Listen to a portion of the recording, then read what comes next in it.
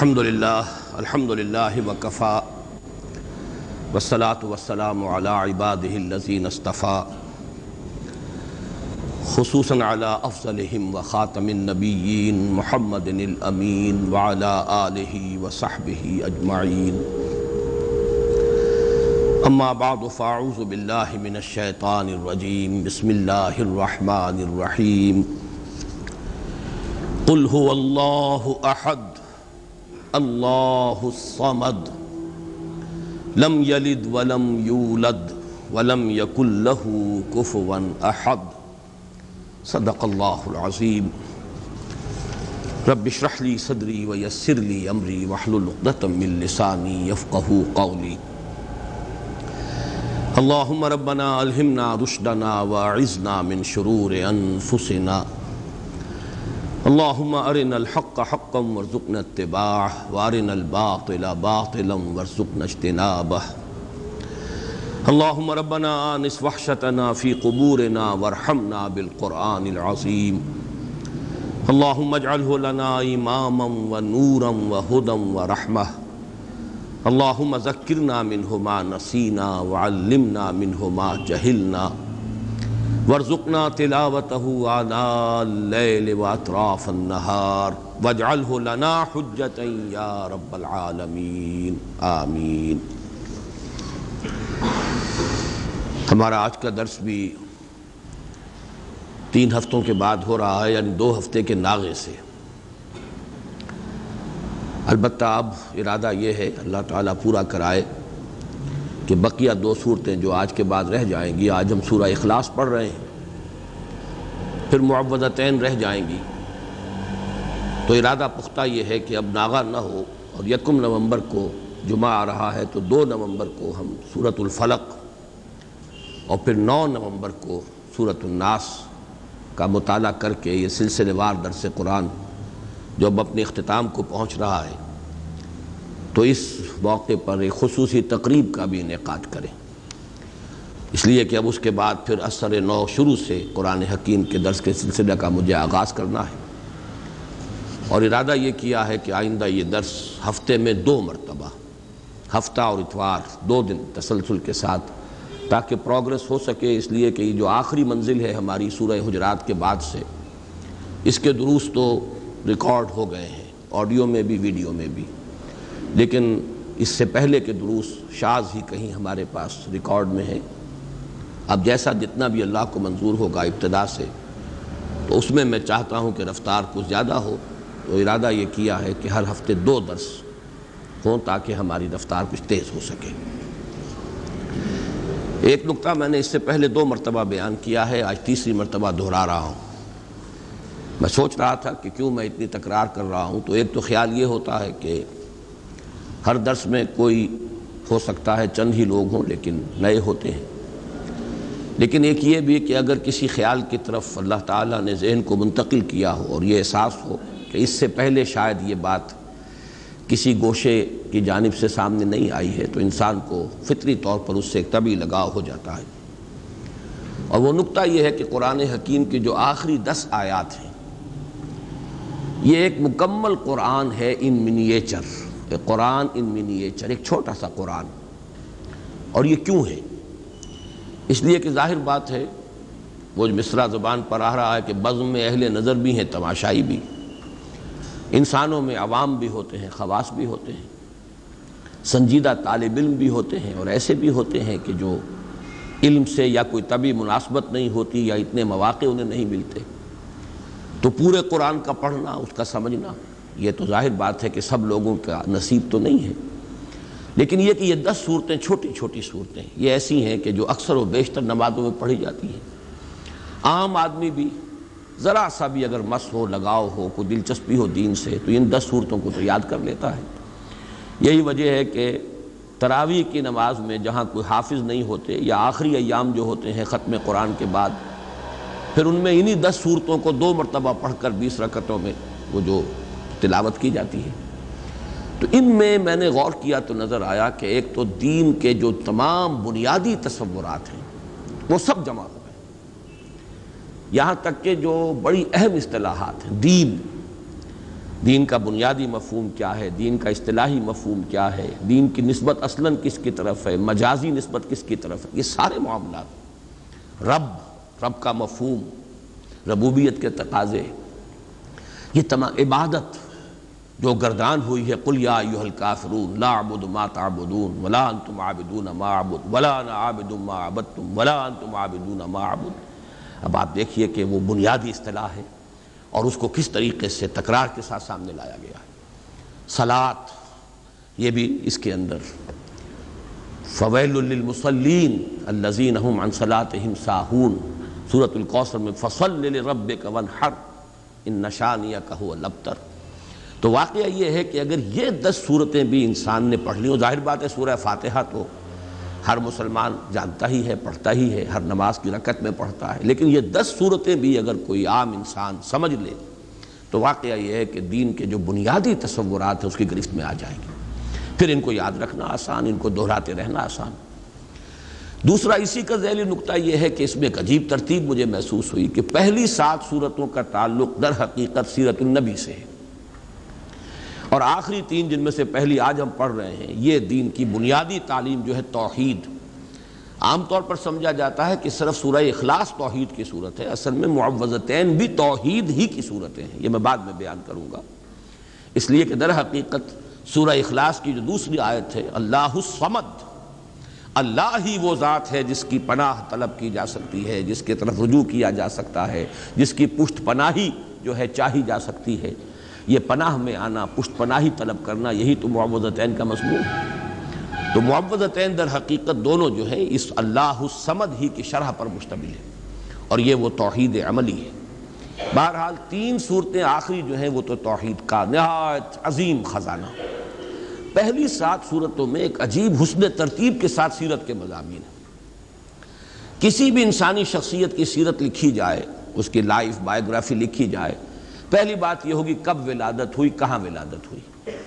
سورۃ الفیل کیا ہے؟ عام الفیل میں ولادت ہوئی ہے، اور وہ اصحاب الفیل کون تھے جو خانہ کعبہ کو ڈھانے کے لیے ارادے سے آئے تھے، مکہ مکرمہ میں ہے، تو گویا کہ یہ حضور صلی اللہ علیہ وسلم کی ولادت کے ساتھ منسلک ہے سورۃ الفیل۔ پھر یہ کس قوم سے تھے، کس قبیلے سے تھے، کیا آپ کا خاندان کا حسب نسب کیا ہے۔ سورۃ القریش کیا ہے؟ قریش آپ کا قبیلہ ہے جس کے آپ ایک فرد ہیں، ان کا کیا مقام تھا، اللہ کے ان پر کیا احسانات تھے، کس طرح انہوں نے ان احسانات کی ناشکری کی ہے، یہ ہے سورۃ القریش کا مضمون۔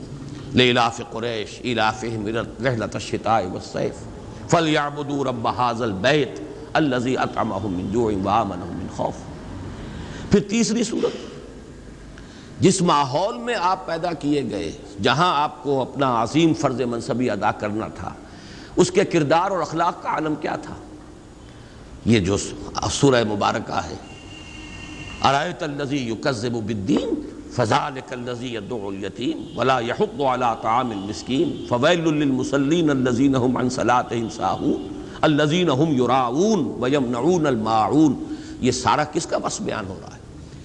اہل مکہ کے حالات، ان کی اخلاقی پستی، دینی اعتبار سے جو زوال وہ آ چکا تھا، دین ابراہیمی کے جو مس کر چکے تھے، نماز کا حلیہ بگاڑ چکے تھے، کوئی نیکی تھی تو صرف ریاکاری کی نیکی تھی، حقیقت بر سے بالکل محروم۔ یہ وہ ماحول تھا جس میں کہ آپ کو یہ عظیم کام جو ہے سونپ کر بھیجا گیا، اصلاح کا اور انقلاب کا۔ پھر آپ کا ذاتی مقام و مرتبہ کیا ہے؟ انا اعطیناک الکوثر فصل لربک وانحر۔ اسی میں یہ کہ مخالفت ہوگی، لیکن آپ کے مخالفین خائب و خاسر ہوں گے، ناکام ہوں گے۔ ان شانئک ھو الابتر۔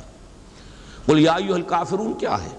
جب یہ مخالفت اور یہ تصادم، کشاکش حق و باطل کی اپنی انتہا کو پہنچ کر پھر ذرا نرمی پر آئی ہے اور مصالحت کی باتیں شروع ہوئی ہیں، تو یہ اعلان برات، قل یا ایھا الکافرون لا اعبد ما تعبدون ولا انتم عابدون ما اعبد۔ یوں سمجھیے کہ پورا مکی دور اس میں آ گیا۔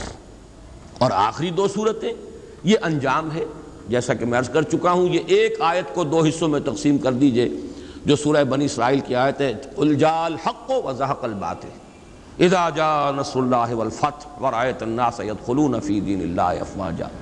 اس میں حضور صلی اللہ علیہ وسلم کی حیات طیبہ کے آخری دور کا نقشہ آ گیا، اور یہ کہ جو آپ کے سب سے کٹر دشمن تھے، سب سے زیادہ معاند ابو لہب اور اس کی بیوی، عورتوں میں سر فہرست ام جمیل، اور مردوں میں سب سے زیادہ یوں جس کے لیے میں نے وہ بڑے ثقیل الفاظ بھی آپ کو سنائے تھے، جو کہ یوں سمجھیے کہ نکما ترین انسان جو ہو سکتا ہے، پست ترین اخلاق کا، اور سخت ترین مخالف اور قریب ترین عزیز، یہ سارے ترین جمع کیجئے تو وہ ایک شخص بنتا ہے ابو لہب، لیکن اس کے ہاتھ ٹوٹ گئے، وہ برباد ہو گیا، وہ تباہ ہو گیا۔ یہ در حقیقت ان چاروں کو جمع کیا جائے، یہ جو دونوں میں نے آپ کو صورتیں بیان کی ہیں، تو یہ ہے در حقیقت نبی اکرم صلی اللہ علیہ وسلم کے مشن کا وہ آخری وقت کہ آپ کا وہ مشن مکمل ہوا۔ تو یہ 7 صورتیں در حقیقت حضور صلی اللہ علیہ وسلم کی سیرت کے ساتھ متعلق ہے۔ باقی جو علم کے موتی ہیں، معرفت کے اعلیٰ علمی مضامین جو ہیں، وہ ان سے قطع نظر، وہ تو جو بھی ہیں ہمارے ان دروس میں بیان ہو گئے ہیں۔ پھر آخری 3 صورتیں جو ہیں، یہ ہے در حقیقت دین کی اصل تعلیم، لب لباب، دین توحید ہے، اسلام توحید 4 آیات میں سورہ اخلاص کے، اور پھر توحید ہی کا ایک عکس ہے۔ اور یہ توحید کیا ہے؟ توحید فی التعوذ، تعوذ پناہ صرف ایک کی طلب کی جائے۔ جیسے آپ کو معلوم ہے کہ توحید ہی کا تقاضا توکل، توحید فی التوکل، بھروسہ سوائے اس کے اور کسی پر نہ ہو، اللہ تتخذوا من دونی وکیلا۔ اسی طرح یہ توحید تعوذ میں کس سے پناہ طلب کرو گے؟ استعاذہ، کون تمہیں پناہ دینے کی قدرت رکھتا ہے؟ قل اعوذ برب الفلق، قل اعوذ برب الناس۔ تو یہ چند نکات ہیں کہ جن کی طرف ذہن منتقل ہوا، اور میں نے چاہا کہ آج پھر آپ کے سامنے بیان کر دوں۔ ایک دوسرا اہم مضمون جو میں بیان کرتا چلا آ رہا ہوں، وہ یہ ہے کہ ان 10 صورتوں کے اندر ترتیب یہ ہے کہ پہلی 4 صورتیں تو نمایاں طور پر جوڑوں کی شکل میں ہیں۔ سورۃ الفیل، سورۃ القریش، یوں سمجھیے ایک ہی مضمون ہے، ایک ہی تصویر کے 2 رخ ہیں۔ پھر اسی طریقے سے اس سے اگلی صورت جو ہے وہ ارایت الذی یکذب بالدین، سورہ معون، اور سورہ کوثر، یہ بھی ایک ہی تصویر کے 2 رخ ہیں۔ ایک کردار وہ ہے جن سے سابقہ ہے محمد الرسول اللہ صلی اللہ علیہ وسلم کو، ایک مقام و مرتبہ ہے محمد الرسول اللہ کا، یہ بھی ایک ہی مضمون ہے، جوڑا ہے۔ البتہ پھر سورہ کافرون ایک منفرد مزاج کی صورت ہے۔ اگلی 2 صورتیں نمایاں طور پر جوڑے کی شکل میں ہیں، جاء الحق وزهق الباطل، یہ در حقیقت ایک ہی تصویر کے 2 رخ ہیں۔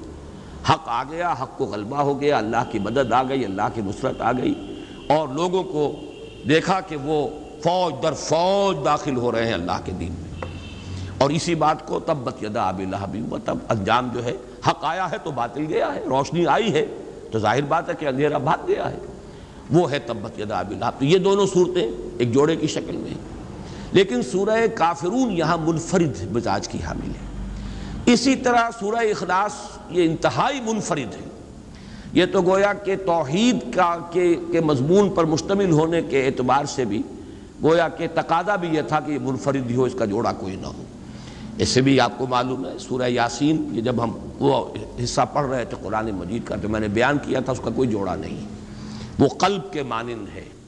وہ جو صورتیں وہاں 13 صورتیں آئی ہیں، ان میں یہ درمیان میں یہ سورہ مبارکہ جو ہے ان کو اس طریقے سے رکھا گیا ہے، بلکہ 21 صورتیں ہیں، وہ دو گروپس جو ہیں مکی صورتیں، 10 ادھر اور پھر 10 ادھر، درمیان میں یہ سورہ یاسین ہے پریزائڈنگ پوزیشن میں، اور وہ بالکل منفرد ہے۔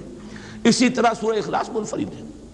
اگلی 2 صورتوں کو اندھا بھی جانتا ہے کہ یہ جوڑا ہے، معوذتین نام ہی ان کا جو ہے، 2 صورتیں جن میں تعوذ کی تلقین ہوئی ہے، قل اعوذ برب الفلق، قل اعوذ برب الناس۔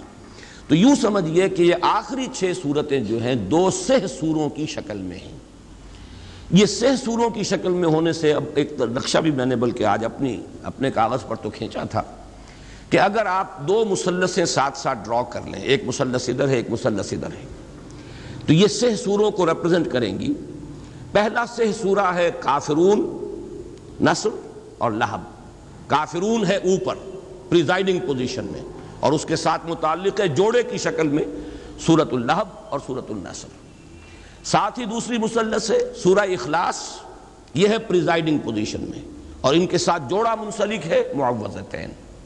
اگر ان دونوں ٹرائنگلز کو، دونوں مثلثوں کو آپ برابر برابر رکھیں گے تو خود بخود ایک بات ابھرے گی، اور وہ میں اب چاہوں گا کہ اسے دوسرے اعتبارات سے بھی بہت واضح کر کے آپ کے سامنے رکھوں، کہ پھر بڑا گہرا ربط قائم ہو جاتا ہے سورہ کافرون میں اور سورہ اخلاص میں۔ یہ دونوں پریزائڈنگ پوزیشن میں ہیں، ان 2 سوروں میں، 2 سہ سوروں میں، دونوں ٹاپ کے اوپر ہیں، ادھر سورہ کافرون ہے، ادھر سورہ اخلاص ہے۔ کافرون کے ساتھ متعلق سورۃ النصر، سورۃ اللہب، سورۃ الاخلاص کے ساتھ متعلق سورۃ الفلق، سورۃ الناس۔ یہ دونوں جو ٹاپ پر ہیں، ان کے مابین جو ربط ہے ذرا اس کو آپ سمجھیے کہ کس کس اعتبار سے۔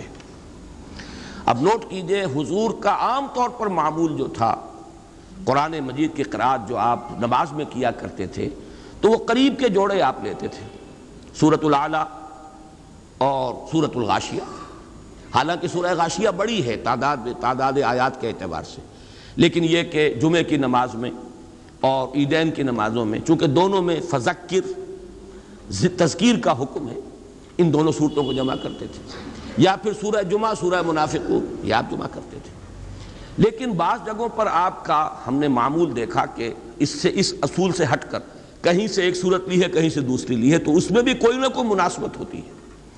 سورہ کافرون اور سورہ اخلاص کا عجیب معاملہ ہے کہ اہم ترین جو سنتیں ہمارے ہاں نماز کی جو شمار ہوتی ہیں، ان میں حضور کا معمول ان دونوں کو جمع کرنے کا ہے۔ فجر کی 2 سنتیں، پہلی رکعت میں سورہ کافرون، دوسری میں سورہ اخلاص، درمیان میں 2 سورتیں چھوڑ دیں آپ۔ اسی طریقے سے طواف کی 2 رکعتیں بہت مشہور، بہت ہے، طواف کے ساتھ ان کا ایک بڑا گہرا ربط، پہلی میں سورہ کافرون، دوسری میں سورہ اخلاص۔ یہ جو ربط اور تعلق ہے اس کو اچھی طریقے سے سمجھ لیجئے کہ ان میں بڑی یعنی گہری مناسبت ہے ان دونوں صورتوں کے اندر۔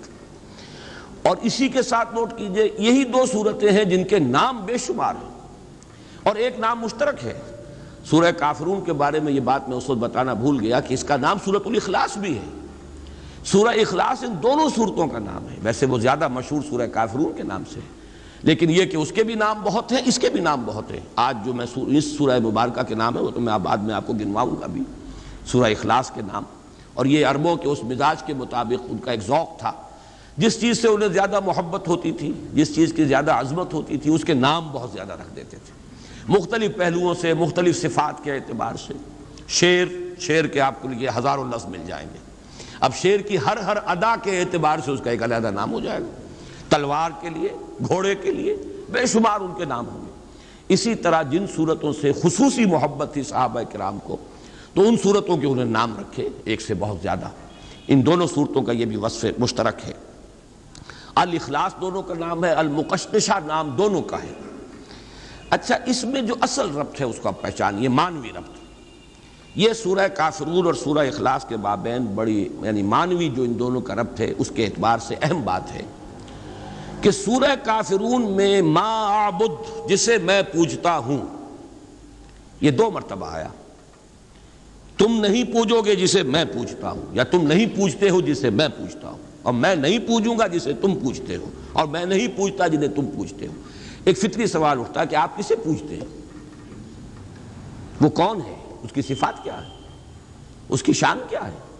جیسے کہ روایات میں بھی الفاظ آتے ہیں کہ حضور سے پوچھا گیا صف لنا ربک، صفت بیان کیجئے نا ذرا، آپ کس کو پوچھتے ہیں؟ اسی طرح کہا گیا انصب لنا ربک، اپنے رب کا نسب نامہ ذرا بیان تو کریں، کس کو پوچھتے ہیں آپ؟ اس کے پیچھے جو اصل مسئلہ ہے وہ سمجھ لیجئے کہ جہاں تک لفظ اللہ ہے وہ تو مشترک ہے، وہ بھی اللہ کو پوچھتے تھے۔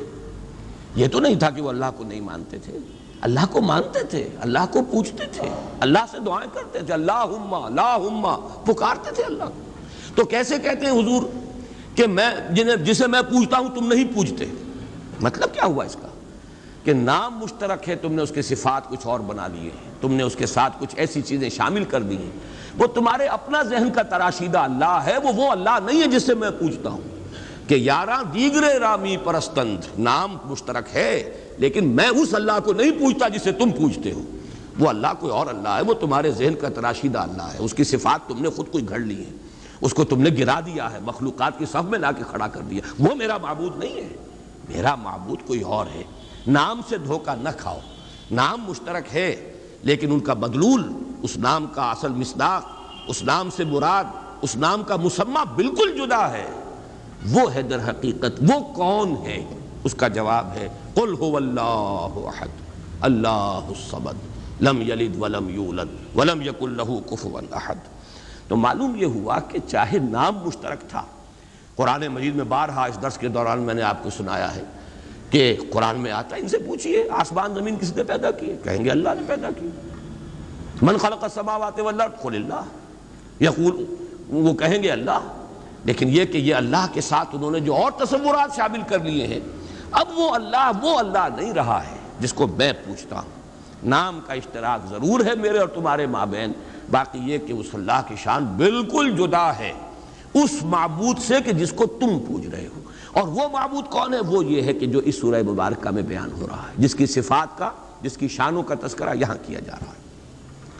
اب جیسا کہ میں نے عرض کیا تھا کہ سورہ اخلاص کے نام، ویسے امام رازی نے تو 20 نام گنوا دیے ہیں، لیکن میں جلدی سے آپ کو اس کے چونکہ مختلف مضامین کے اعتبار سے اس کی جو صفات ہیں اس کے پہلوؤں سے نام رکھ دیے گئے۔ سورۃ التفرید، فرد کر دینے والی صورت، یعنی اللہ تعالیٰ کی ذات کو علیحدہ کر دینے والی، بالکل ایک فرد کی حیثیت سے کہ کسی اور کے ساتھ کوئی اشتباہ نہ ہو۔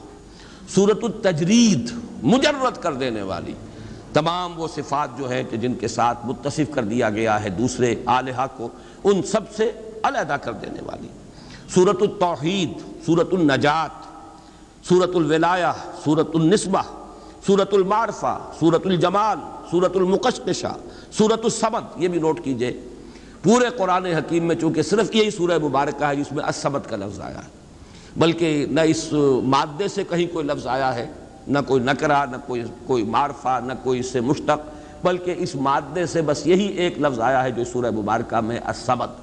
تو سورۃ الصمد، سورۃ الاساس، یہ مختلف نام ہیں، اور جیسا کہ میں عرض کر چکا ہوں یہ ہے اصل میں اس بنیاد پر کہ عربوں کا مزاج تھا، یہ در حقیقت ان کے بہت ہی زیادہ یعنی قادر الکلام ہونے کا ایک مظہر ہے، ان کے اندر جو فصاحت و بلاغت کا ایک خاص ذوق تھا کہ اب ایک ہی شخص ہے فرض کیجئے، لیکن اس کے بہت سے اس کی صفات ہوں گی، اس کی شانیں، اس کی ادائیں، تو ہر ادا کے حوالے سے اس کا ایک علیحدہ نام، اس صفت کے حوالے سے اس کا نام، جیسے کہ آپ کو معلوم ہے خود اللہ تعالیٰ کے نام تمام کے تمام صفات ہی ہیں۔ اللہ کی ہر صفت کے ساتھ الف لام جوڑ دیجئے تو وہ اللہ تعالیٰ کا نام بن جاتا ہے۔ تو اس اعتبار سے جن چیزوں سے محبت زیادہ ہوتی تھی، جس سے عقیدت ہو یا جس سے کی عظمت کا کوئی دل میں نقش قائم ہو، اس کے لیے وہ بہت سے نام رکھ دیتے تھے۔ ایک یہ کہ اس سورہ کا زمانہ نزول کیا ہے، یہ بھی ایک اہم مضمون ہے۔ یہ سورہ مبارکہ ان چند صورتوں میں سے ہے جن کے بارے میں بالآخر یہ کہا گیا کہ یہ 2 مرتبہ نازل ہوئی، اس لیے کہ بہت سی روایات ہیں جو اس طرح دلالت کرتی ہیں کہ یہ مکی صورت ہے، اس لیے کہ مشرکین مکہ نے سوال کیا تھا کہ صف لنا ربک یا انصب لنا ربک، ذرا بیان کیجئے کیا آپ کس کو پوجتے ہیں؟ آپ کہتے ہیں کہ میں نہیں پوجتا اسے جنہیں تم پوجتے ہو، اور تم نہیں پوجتے اسے جسے میں پوجتا ہوں، تو آپ کسے پوجتے ہیں؟ ہمیں ذرا بیان کیجئے اس کی شان کیا ہے، اس کی صفات کیا ہے۔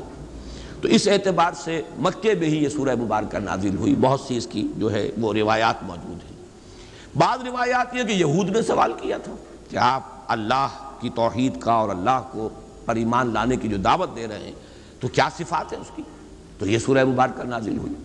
تو یہ مختلف روایات ہیں، اور اس پر میں سمجھتا ہوں کہ حق ادا کر دیا ہے مولانا مودودی مرحوم نے تفہیم القرآن کے، اس کا جو اب ہر صورت کا وہ ایک مقدمہ لکھتے ہیں، تو تمام روایات جمع کر دی ہیں، اور پھر ایک بہت ہی اہم اور بہت فیصلہ کن قول فیصل جو ہے انہوں نے لکھا ہے، بہت جامع، اور اس سے ثابت یہی ہے، اکثر لوگوں کی رائے بھی یہی ہے، لیکن اس کو بیان کرنے کا اسلوب وہاں پر بہت عمدہ ہے مولانا مودودی مرحوم کا، اور وہ یہ کہ یہ ہے مکی، لیکن چونکہ جب بھی حضور سے پوچھا گیا اللہ کے بارے میں تو حضور نے یہی صورت پڑھ دی، تو مغالطہ ہو گیا لوگوں کو، شاید یہ بھی نازل ہوئی ہے، اور یہ میں پہلے بھی بیان کر چکا ہوں، جیسے وہ مشہور واقعہ جو حضرت عمر رضی اللہ تعالیٰ عنہ کا حضور کے انتقال کے بعد جو جذباتی ایک کیفیت ہو گئی تھی، اور آپ نے تلوار کھینچ لی تھی اور فرمایا تھا کہ جو کہے گا کہ محمد کا انتقال ہو گیا اسے قتل کر دوں گا، تو یہ خاص جذباتی کیفیت تھی، ایک جذب کا عالم تھا۔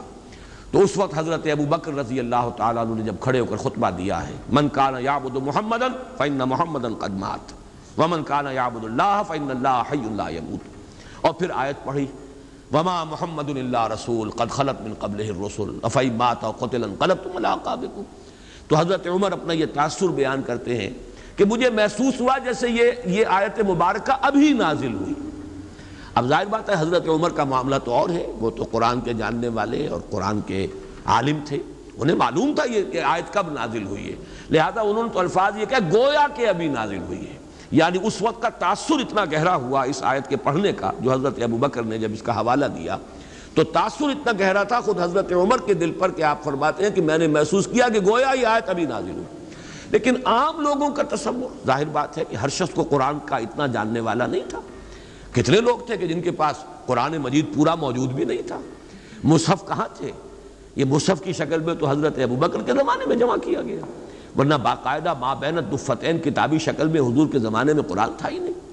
تو ایسے مواقع پر جب بھی کسی نے کوئی سوال کیا اللہ تعالیٰ کی ذات و صفات کے بارے میں اور حضور نے یہ صورت پڑھ دی، تو کسی شخص کو کہ جو اس مجمع میں موجود ہو یہ گمان ہو سکتا ہے کہ یہ صورت ابھی نازل ہوئی ہے، اس سوال کے جواب میں نازل ہوئی ہے، اور اس اعتبار سے یہ رائے بھی بن گئی کہ یہ گویا کہ مدنی صورت ہے۔ لیکن یہ کہ مضامین کو دیکھیے، اس کا اسلوب دیکھیے، اس کا سٹائل دیکھیے، سب کے سب قطعی الثبوت ہے یہ شے کہ یہ سورہ مبارکہ صرف مکی نہیں، مکی دور کے بھی بالکل ابتدائی زمانے سے متعلق ہے۔ اس کے لیے بھی جو ایک برہان قاطع دی ہے مولانا مودودی نے، وہ بہت ہی کنونسنگ ہے، اس لیے کہ اس میں جو لفظ احد آیا ہے، یہ بعد میں اس کی مزید جو تشریح کروں گا تو وہ بات سامنے آ جائے گی، سوائے اللہ کی ذات کے یہ لفظ صفت کے اعتبار سے کسی اور کے لیے مستعمل نہیں، نہ اس سے پہلے اس کا استعمال تھا، یہ صرف نازل ہوا قرآن مجید میں اللہ کی ذات کے لیے صفت کے طور پر۔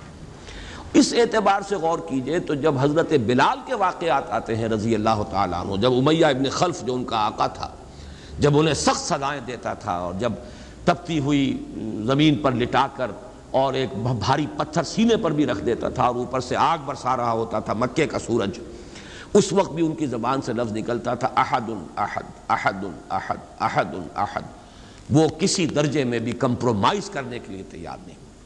تو یہ احد اس وقت جو ان کی زبان سے نکل رہا ہے، یہ قطعی ثبوت ہے اس کا کہ یہ سورہ مبارکہ اس وقت نازل ہو چکی تھی، اور اسی کے حوالے سے قل هو اللہ احد اللہ الصمد، تو یہ احد کا لفظ جو ہے یہ تو بڑی قطعی میں سمجھتا ہوں کہ دلیل ہے اس بات کی کہ حضرت بلال، یہ سن 4 یا 5 کا واقعہ، یہ تعذیب المسلمین کا آغاز سن 4 میں ہوا ہے، سن 5 میں وہ اپنے عروج کو پہنچ گیا، پرسیکیوشن مسلمانوں کی، اور ان میں ظاہر بات ہے کہ سب سے زیادہ جو بھی اس کا نشانہ بنے اس تشدد کا، وہ غلاموں کے طبقے سے جو لوگ ایمان لائے تھے، تو یہ وہ دور ہے۔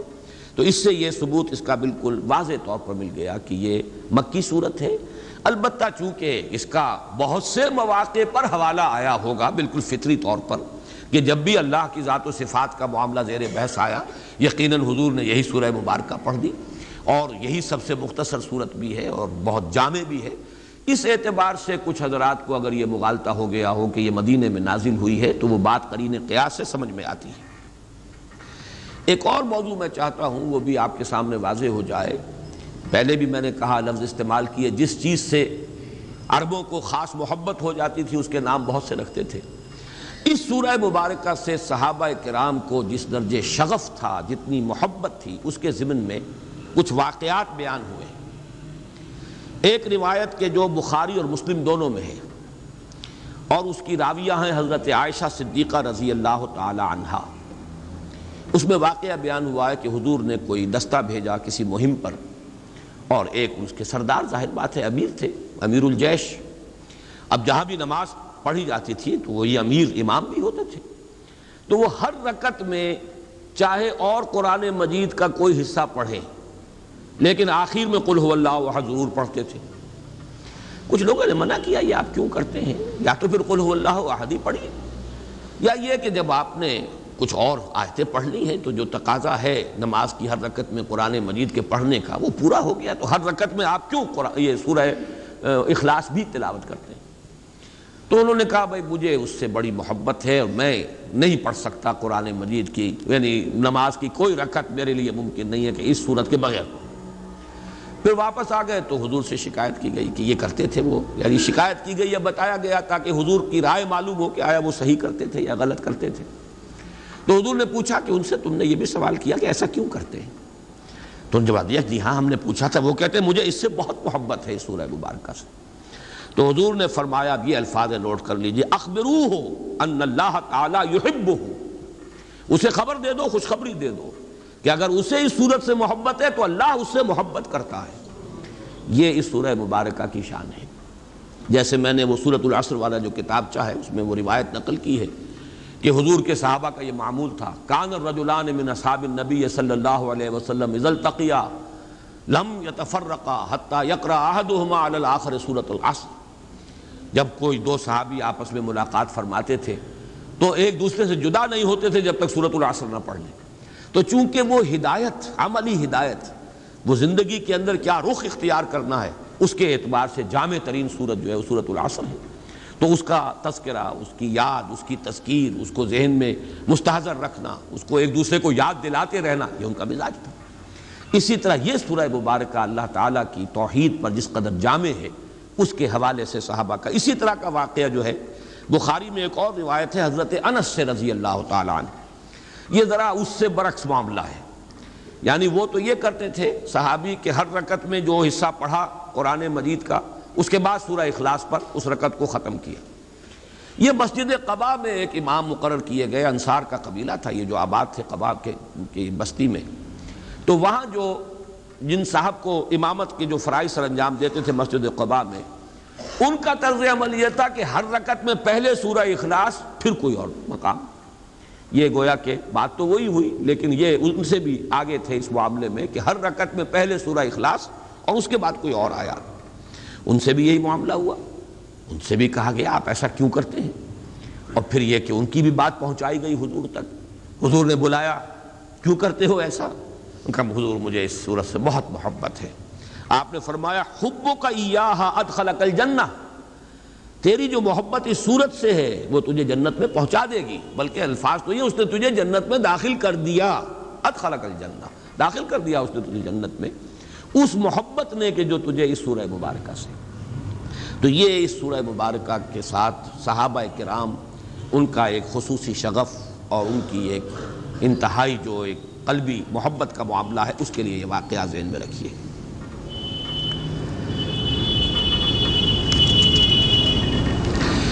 اس صورت کے بارے میں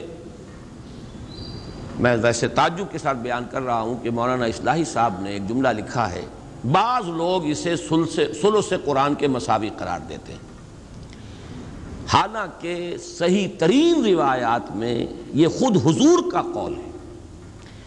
یعنی مجھے حیرانگی اس پر ہے کہ اتنی صحیح، اچھا قول قبول بھی کر رہے ہیں، اس کی توجیہ بھی بیان کر رہے ہیں۔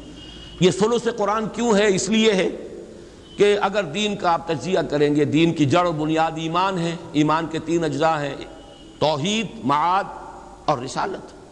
یہ 3 بنیادی آرٹیکلز آف فیتھ جنہیں آپ کہیں گے، ان کا نام مجموعی ایمان ہے۔ ایمان جڑ ہے، دین کی بنیاد ہے۔ لہذا جب 3 میں سے ایک کے اوپر یہ نہایت جامع صورت ہو گئی تو معلوم یہ ہوا کہ پھر یہ ثلث قرآن کے مسائل توجیہ بھی کر رہے ہیں، قول بھی نقل کر رہے ہیں، لیکن وہ قول جو محمد الرسول اللہ صلی اللہ علیہ وسلم کا ہے اور جو صحیح ترین احادیث میں وارد ہوا ہے، اس کی طرف بھی حوالہ اس طرح دینا یہ مجھے سمجھ میں نہیں آتا ہے۔ کہ ظاہر بات ہے کہ یہ تفسیر کا حصہ، تدبر قرآن کا یہ حصہ مولانا اصلاحی صاحب نے اب اس عمر کو پہنچ کر لکھا ہے جس میں قوا ضعیف ہو جاتے ہیں، اور معلوم ایسا ہوتا ہے کہ کچھ حدیث نبوی سے کچھ ایسا بعد پیدا ہو چکا تھا مزاج میں کہ جہاں انہیں اختلاف ہے وہاں تو ظاہر بات ہے کہ وہ جس حدیث کو بھی چاہیں اٹھا کر پھینک دیں، وہ تو اس لیے کہ اختلاف ہے انہیں، اس کے اوپر جو جرح کرنی ہو، جو نقد کرنی ہو، لیکن جہاں اتفاق ہے اس مضمون سے اتفاق ہے جو اس حدیث میں بیان ہوا، لیکن اس کا حوالہ بھی حدیث کے اعتبار سے نہیں دے رہے، میں اس پر سوائے تعجب کے اور کسی بات کا اظہار نہیں کر سکتا۔ اس کو ثلث قرآن قرار دیا خود محمد الرسول اللہ صلی اللہ علیہ وسلم۔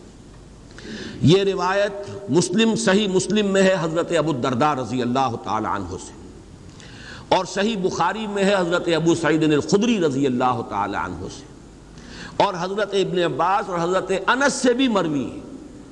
مختلف روایات دوسری اور جو صحاح ستہ کی کتابیں ہیں، بقیہ جو ہیں 4 کتابیں، ان میں روایات ہیں بہت سے صحابہ سے، اور اس میں یہ ہے کہ حضور نے فرمایا کہ کیا تم میں سے کسی شخص کے لیے یہ ممکن نہیں ہے کہ ہر رات 1/3 قرآن پڑھ لیا کرے؟ تو صحابہ نے عرض کیا حضور کس کے لیے یہ ممکن ہے؟ ظاہر بات ہے مشقت ہے، دن کی محنت ہے، وہاں کوئی اس طرح کے مرفہ الحال لوگ تو شاذ ہی کوئی ہوں گے، بڑی محنت اور مشقت کے ساتھ اپنے معاش کا معاملہ چلتا تھا۔ ثلث قرآن، 1/3 قرآن، 10 پارے قرآن ہر رات کو پڑھنا کس کے لیے ممکن؟ تو آپ نے فرمایا سورہ اخلاص پڑھ لیا کرو، وہ ثلث قرآن کے مساوی ہے۔ اب یہ جو یعنی حدیث ہے جو اس سورہ مبارکہ کی عظمت اور اس کی فضیلت کو بیان کر رہی ہے، یہ حدیث جیسا کہ میں نے آپ کو بتایا مسلم شریف میں ہے حضرت ابو الدرداء سے، بخاری شریف میں ہے حضرت ابو سعید خدری سے، اور بقیہ کتابوں میں بھی ہے بہت سے صحابہ سے۔ اور اس کی وجہ کیا ہے؟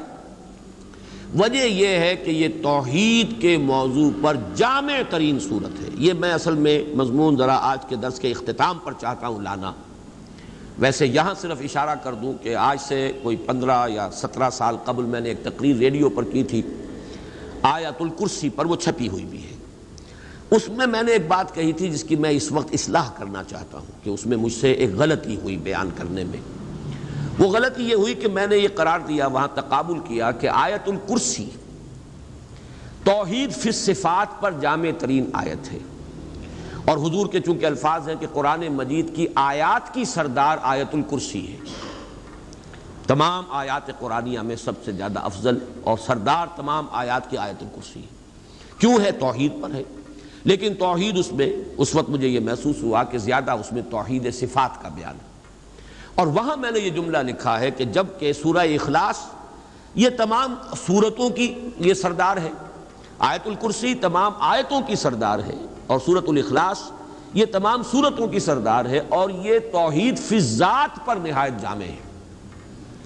اس میں جو میں اصلاح کر رہا ہوں وہ یہ ہے کہ یہ سورہ مبارکہ صرف توحید فی الذات کے نہیں، یہ توحید فی الذات، توحید فی الحقوق، توحید فی الصفات، توحید عملی، اور سب سے اونچی توحید ایک ہے توحید وجودی، ان تمام کو اپنے اندر جمع کرنے والی صورت ہے۔ واقعہ یہ ہے کہ یہ جب تک بات سامنے نہیں آئے گی، اس کی عظمت، اس درجے، اس کے ساتھ صحابہ کی محبت، ثلث قرآن کے مساوی اس کا قرار دے دینا، جب تک کہ یہ تمام پہلو جو ہے توحید کے وہ سامنے نہ آ جائیں کہ اس ایک صورت میں اللہ تعالیٰ نے جمع کر دیا ہے، تو یہ اس کی عظمت نکھر کر سامنے نہیں آتی۔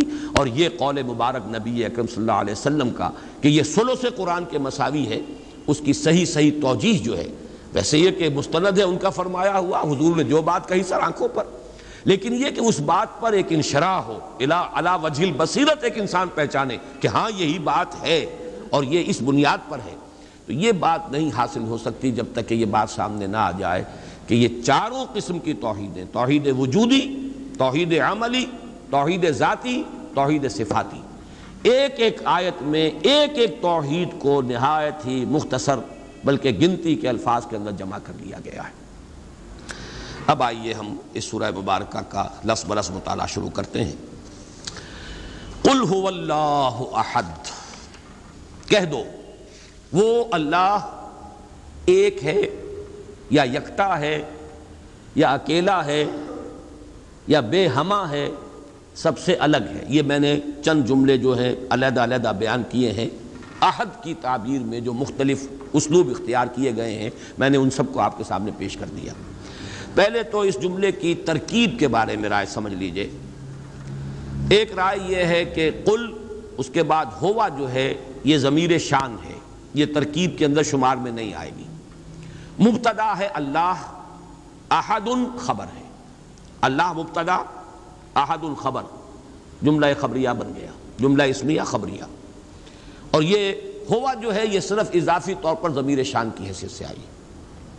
ایک رائے یہ کہ نہیں، ہوا مبتدا ہے، اللہ اس کی خبر اول ہے، وہ اللہ ہے، اکیلا ہے، گویا کہ دو خبریں ہیں، خبر اول اللہ اور خبر دوم احد، یا خبر اللہ اور اس کا بدل احد۔ یہ دو انداز ہیں ترکیب کے کہ جو اس ایک جملے کے کیے گئے ہیں، اور اس کے اندر دونوں کے اندر پورے دلائل موجود ہیں، اور مفہوم اور مدلول کے اعتبار سے ان میں کوئی خاص فرق واقع نہیں ہوتا۔ جیسا کہ میں بیان کر چکا ہوں، اس کی تقریب کیا ہوئی؟ میرے نزدیک اس کی صحیح ترین تقریب جڑتی ہے سورہ کافرون سے، اور خاص طور پر حضور کے اس فرمانے سے، میں نہیں پوچھتا جسے تم پوچھتے ہو۔ تو پھر کسے پوچھتے ہیں آپ؟ من ہوا، کس کو آپ پوچھتے ہیں؟ اگر اللہ ہم بھی پوچھتے ہیں، لیکن یہ کہ وہ اللہ کوئی اور اللہ ہے جسے میں پوچھتا ہوں، جسے تم پوچھتے ہو وہ اللہ، تمہارا نام تم نے جو رکھ لیا ہے، یہ تمہارے اپنے ذہن کا تراشیدہ کوئی خدا ہے، اللہ ہے۔ می تراشد فکر ما ہر دم خدا وندے جگر، رست از یک بند تا افتاد در بندے دیگر، اس اللہ کو میں نہیں پوچھتا، میں جسے پوچھتا ہوں وہ اللہ ہے جو اکیلا ہے۔ اس کے ساتھ ہی اب میں چاہتا ہوں کہ کیونکہ اب ہم اختتام پر پہنچ رہے ہیں اور غالباً اب اگلی دو صورتوں میں لفظ اللہ نہیں آ رہا، اعوذ برب الفلق، اعوذ برب الناس، ملک الناس، الہ الناس، الہ کا لفظ تو آئے گا، اب اللہ کا لفظ نہیں آئے گا۔ یہ آخری آیت ہے قرآن مجید کی جس میں اللہ کا یہ اسم مبارک آ رہا ہے۔ اس کے بارے میں چند باتیں جو ہے وہ نوٹ کر لیجئے۔ اللہ، دو رائے ہیں اس کے بارے میں۔ ایک رائے جو زیادہ صوفیانہ مذاق رکھنے والوں کی رائے ہے، وہ یہ ہے کہ یہ اسم جامد ہے، مشتق نہیں ہے، کسی اور مادے سے نکلا نہیں ہے، اسم جامد ہے، اور اسم ذات ہے اللہ کا۔ اسم ذات لاہور شہر کا نام ہے، بس اب اس کو کہاں سے نکلا، کیا نکلا کہیں سے نہیں ہے، تو ایک علامت کے طور پر ہے، اس کو اسم جامد کہتے ہیں۔ مشتق وہ ہے جو کسی مادے سے نکلا ہو، فعل سے فاعل اور مفعول اور فعال یہ سب کے سب بنتے چلے گئے، استفعال یہ سب کے سب اس سے مشتق ہے۔ علم سے عالم، علامہ، علیم، متعلم یہ سب کے سب آ گئے، معلم یہ سب مشتق ہے، مادہ علم ہے۔ لیکن ایک رائے جو زیادہ تر صوفیانہ مزاج رکھنے والے لوگوں کی ہے، وہ یہ ہے کہ یہ اسم جامد ہے، کسی سے نہیں بنا، کوئی اس کا مادہ نہیں، اور یہ اسم ذات ہے۔ یہ خاص طور پر میں اس لیے کہہ رہا ہوں کہ صوفیہ کے بعض حلقوں میں اللہ کے لفظ کے ساتھ بالکل وہی معاملہ کیا جاتا ہے جو لفظ اوم کے ساتھ ہندوؤں میں کیا جاتا ہے۔ اوم کاغذ پر لکھ کر پھر اس پر نگاہ جماتے ہیں، توجہ کرتے ہیں، ارتکاز کرتے ہیں۔ یہ ایک سائیکولوجیکل ایکسرسائز، ایک نفسیاتی ریاضت اور مشقت ہے۔ ظاہر بات ہے اس کے کچھ نہ کچھ اثرات تو ہوتے ہیں۔ طبیعت کے اندر اس طرح توجہ کا اگر ارتکاز کیا جائے گا کسی چیز پر، اس سے کچھ اس کے اثرات اور نتائج پیدا ہوتے ہیں۔ تو وہ چیزیں جو اوم کے کلمے کے ساتھ ہیں ہندوؤں میں، وہی اللہ کو لکھ کر اور اسی طریقے سے اس کا نقش بنا کر پھر اس کے اوپر نگاہوں کا جمانا، توجہ کا ارتکاز، اور یہ سارے معاملے وہاں ہو رہے ہیں۔ اور اسی لیے وہ کہتے ہیں یہ بس اللہ کا اسم ذات ہے، یہ اس کے معنی کو چھوڑ دو، اس کا مفہوم یہ کہاں سے نکلا ہے، کہاں سے بنا ہے، اس سے کوئی تعلق نہیں۔ مجھے اس رائے سے اختلاف ہے۔ مولانا اصلاحی صاحب نے بھی، آج میں نے دیکھا پھر جب انہوں نے تفسیر تدبر قرآن شروع کی تو انہوں نے آیت بسم اللہ میں لفظ اللہ پر بحث کی، اگرچہ بہت مختصر بحث کی ہے، اس کا حق ادا نہیں کیا جیسا کہ کیا جانا چاہیے تھا، لیکن یہ رائے ظاہر کی ہے کہ یہ مشتق ہے، الہ پر الف لام داخل کر کے اللہ بنا ہے، مادہ اس کا الف لام ہے۔ یہ گویا کہ وہ جو صوفیانہ مزاج کی بات ہے، گویا کہ اس کی نفی کی، چاہے اس کا تذکرہ انہوں نے نہیں کیا، لیکن میں حیران ہوا ہوں کہ یہاں سورہ اخلاص پر آ کر انہوں نے یہ لکھ دیا ہے روا روی میں، یہ اسم ذات ہے اللہ کا۔ حالانکہ اسم ذات قرار دینا اس کے تقاضے بالکل کچھ اور ہیں، وہ تو پھر اسم جامد ہے، اور یہ صوفیاء کا مسلک و مشرب ہے، جبکہ نحویین کا سب کا تقریباً اتفاق ہے اس بات پر جو مولانا اصلاحی نے آیت بسم اللہ میں لفظ اللہ کی بحث میں لکھی ہے، اسی سے مجھے اتفاق ہے، پہلے بھی تھا آج بھی ہے، کہ یہ بھی اللہ کا ایک صفاتی نام ہے۔ جیسے قادر، یہ ایک اس میں نکرہ، القادر الف لام لگ گیا، معرفہ ہو گیا، یہ اللہ کا نام ہو گیا۔ علیم صفت ہے، العلیم، الخبیر، یہ اللہ کے نام بن گئے۔ الہ، یہ ایک اس میں نکرہ ہے، اور الالہ میں اصل میں یہ ہوا ہے کہ دو نام جڑ گئے، اب بیچ میں سے ایک جو حمزہ ہے وہ نکال دیا گیا، الہ والا، اللہ یہ اصل میں الالہ ہے، معبود برحق، معبود حقیقی، الہ حقیقی، اور بہت سے الہ گھڑ لیے گئے، لیکن الہ واقعی، الہ حقیقی، وہ در حقیقت دی الہ جس کو کہا جائے گا وہ اللہ ہے۔ اس معنی میں اس دوسری رائے ہی کے ساتھ میرا اتفاق ہے۔ باقی یہ کہ یہ لفظ اس کا مادہ کیا ہے، یہ آج پھر میں سرسری طور پر آپ کو بتا دینا چاہتا ہوں کہ واقعہ یہ ہے کہ اللہ تعالیٰ کی ذات و صفات کے لیے اور اس کے ساتھ بندوں کے ذہنی، قلبی اور نفسیاتی جو ربط اور تعلق اور نسبت قائم ہو سکتے ہیں، ان سب کی تعبیر کے لیے اس سے زیادہ جامع مادہ کوئی ممکن نہیں تھا، اس لیے کہ عربی زبان میں الہ یا لہو اس کے معنی ہے عبادہ، الہ یا لہو عبادہ، کسی کی عبادت کی، تعلہ بھی آتا ہے، یہ باب تفاعل سے کسی کو معبود بنا لینا۔ پھر الہ یلہ آتا ہے دو معنی میں، الہ الفصیل الی امہ، کوئی جانور ہے، گائے ہے، اس کا بچڑا جو ہے آپ نے دور باندھا ہوا ہے تاکہ دودھ نہ پی جائے، کہیں اگر رسی کھل گئی تو جیسے وہ بے تابانہ دوڑتا ہے ماں کے تھنوں کی طرف، یہ جو اس کی کیفیت ہے، یہ ہے الہ یلہ، الہ الفصیل الی امہ۔ وہ بچہ جو ہے جو ماں سے جدا کر دیا گیا تھا، اس کو وہ دوڑا لپکا والہانہ انداز میں اپنی ماں کی طرف، تو الہ یلہ جو ہے لپکنا والہانہ انداز میں۔ پھر اسی کا ایک مفہوم ہے الہ کا تحیرہ، متحیر ہو گیا، کچھ سمجھ میں نہیں آ رہی۔ یہ بھی در حقیقت اللہ کی ذات کے بارے میں انسان جتنا غور کرے سوائے تحیر کے کچھ حاصل نہیں۔ یہ فلسفیوں کا جو آخری تصور ہو سکتا ہے اللہ کے بارے میں، غور و فکر کرنے والوں کا، سوچنے والوں کا، وہ یہ ہے کہ کس نقصد و نقصایت بحکمتی معمارہ، کچھ نہیں جان سکتے اس کے بارے میں ہم۔ تحیر کے سوا ہاتھ میں کچھ نہیں آتا۔ پھر ایک رائے یہ ہے کہ اس کا اصل مادہ ہے والہ یلہ، واو جو ہے الف سے، حروف علت جو ہے آپ کو معلوم ہے یہ بدل جاتے ہیں، تو یہ والہ یلہ ہے جس سے لفظ بنتا ہے والہانہ، انتہائی محبت، شدید محبت، والہانہ محبت۔ ایک رائے یہ ہے کہ یہ لاہ یلاہ سے ہے، لاہ احتجبہ، کسی چیز کا چھپ جانا، مخفی ہو جانا، لاہ یلوہ، کوئی شے چھپ گئی، مخفی ہو گئی، احتجبہ، تو یہ اللہ تعالیٰ کی ذات کہ جو اس اعتبار سے حجاب میں ہے، پردے میں ہے۔ اگرچہ بڑا پیارا جملہ ہے امام راضی کا، میں نے آپ کو بہت سے مواقع پر سنایا ہے، فَسُبْحَانَ الَّذِي احْتَجَبَ لِشِدَّةِ ظُہُورِهِ، پاک ہے وہ ذات جو چھپ گئی ہے اپنے ظہور کی شدت کی وجہ سے۔ جیسے سورج کو آپ دیکھ نہیں سکتے، آنکھیں چکا چاند ہو جائیں گی، آپ دیکھ نہیں سکتے، یہ نہیں کہ سورج چھپا ہوا ہے، سورج تو آیا ہے، آپ نہیں دیکھ سکتے، اس کے ظہور کی شدت اتنی ہے کہ آپ دیکھ نہیں سکتے، تاب نہیں لا سکتے۔ فَسُبْحَانَ الَّذِي احْتَجَبَ لِشِدَّةِ ظُہُورِهِ، پاک ہے وہ ذات جو پردے میں آ گئی ہے، چھپ گئی ہے، لیکن یہ چھپ جانا اس کا اپنے شدت ظہور کی وجہ سے، اس کے ظہور کی شدت اتنی ہے۔ اب یہ جو میں نے 5 استعمالات بتائے ہیں، لفظ الہ ان سب سے مشتق، ان سے مل کر بنا ہے۔ اب دیکھیے 3 ہیں اصل میں تصور معبود کے۔ عام لوگوں کا تصور معبود کیا ہے جو نہ فلسفی ہے، نہ صوفی ہے، اس سے آگے اسے اٹھنے کا موقع ہی نہیں ملا، نہ فکری اعتبار سے، نفسیاتی اعتبار سے۔ عام آدمی ہے، محنت کرتا ہے، مزدوری کرتا ہے، ہل چلاتا ہے، کچھ اینٹیں ڈھوتا ہے، بہرحال اس کا بھی ایک تصور تو ہے۔ اس کا تصور کس سے ہے؟ اس کی احتیاجات ہوتی ہیں، اس کو تکلیفیں آ جاتی ہیں، اسے بیماری آ جاتی ہے، کسی کو وہ پکارتا ہے، کوئی میرا مددگار، کوئی ہے جو مجھے ان مصائب سے چھٹکارا دلا دے، کوئی ہے جس کی پناہ میں طلب کر سکوں، کوئی میرا مددگار ہے۔ یہ جو کسی کی طرف رجوع کرنا ہے اپنی احتیاج میں، اپنی مشکلات میں، یہ معبود کا ایک سب سے زیادہ جو پریمیٹیو تصور ہے۔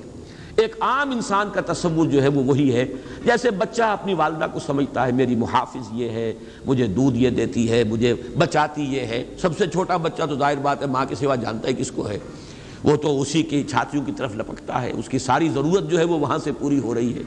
اور اس کے بعد بھی جیسے جیسے ذہن کھلتا ہے پھر والدین ہیں، والد کا اس کو تصور حاصل ہوتا ہے، بھائیوں کا، بہنوں کا، کنبے کا، اپنے قبیلے کا۔